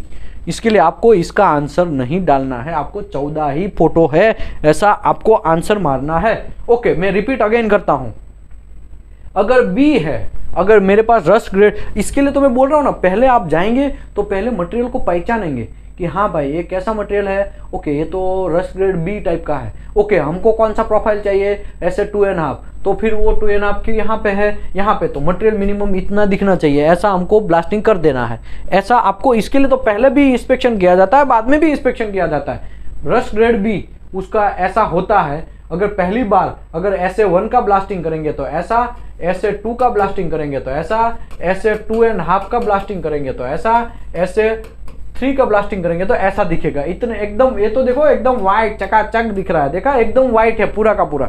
अभी देखो रस्ट ग्रेड D है तो उसमें कैसा दिखता है वो, यहाँ पे अगर SA1 का ब्लास्टिंग करेंगे तो ऐसा, SA1 का, SA2 का, SA3 का। इसके लिए मैंने यहाँ पे लाइन बाय लाइन पूरा का पूरा फोटो लगा दिया है। ये ब्लास्टेड नहीं है वैसा। और SA1, SA2 SA3, तो ऐसा करके आपको यहाँ पे मैं चैप्टर को क्लोज करता हूँ। Thank you very much. मैं आशा करता हूँ कि आप सब लोगों को ये सब चीज़ पूरा का पूरा इन्फॉर्मेशन आपको पता रहेगा। ओके, ये थोड़ा टॉपिक बच गया। ओके, अमेरिकन SSPC और नेस जो है ना, वो अभी तो नेस और SSPC दोनों कॉम्बो हो गए, ठीक है, दोनों एक दूसरे से मिल गए हैं, तो इसमें ज़्यादा कोई रॉकेट नहीं है, तो आप ऐसा, उसका नाम भी चेंज हो गया है। लेकिन SSPC का मतलब होता है स्टील स्ट्रक्चर पेंट काउंसिलिंग। क्या है? Steel structure paint counselling. Okay, वो SSPC का नाम, नेस का नाम है national association of corrosion engineer. वो भी सब लोग, ये अभी हम जो पढ़ रहे हैं वो BS स्टैंडर्ड पढ़ रहे हैं। SSPC स्टैंडर्ड में उसको क्या बोला जाता है, नेस के स्टैंडर्ड में क्या बोला जाता है, ओ। तो हम लोग SA3 बोलते हैं अभी BGS में, तो SSPC उसको व्हाइट मेटल SP5 बोलता है, ठीक है। ओके, नेस उसको ग्रेड 1 बोलता है। नया कोई रॉकेट नहीं है, आपको कंफ्यूज नहीं होना है कि कोई बंदा आपको ऐसा बोलता है कि भाई मुझे ग्रेड 1 मटेरियल, ग्रेड 1 ब्लास्टिंग चाहिए, तो आपको SA3 समझना है। समझ में आया? क्योंकि वो इसके लिए ये कंपैरिजन चार्ट ही यहाँ पे दे दिया है। SA2.5 अगर होता है तो SSPC उसको बोलता है नियर व्हाइट मेटल SP10, और ये नेस उसको ग्रेड 2 बोलता है, ठीक है। SA2, SA1 ये सबका जो अलग अलग नाम है यहाँ पे दिखाया गया है। यहाँ पे मैं चैप्टर को क्लोज करता हूँ। चैप्टर को क्लोज तो नहीं करता हूं, लेकिन ये पार्ट 3 में इस यहाँ से हम बाद में आगे बढ़ेंगे। Thank you very much. मैं आशा करता हूं आप सब लोगों को ये सब चीज़ पता रहेगा, अच्छा खास समझ में आया होगा। और ये जो क्वेश्चन है आपको 8 क्वेश्चन लेके आएगा, तो आपको करीबन 12 से 14 हज़ार रुपया आपका बच जाएगा। तो ये चैप्टर आप शांति से अच्छे से रगड़ा के करो। और कुछ लोग बोलते हैं इसको रिपीट करो, है राइट।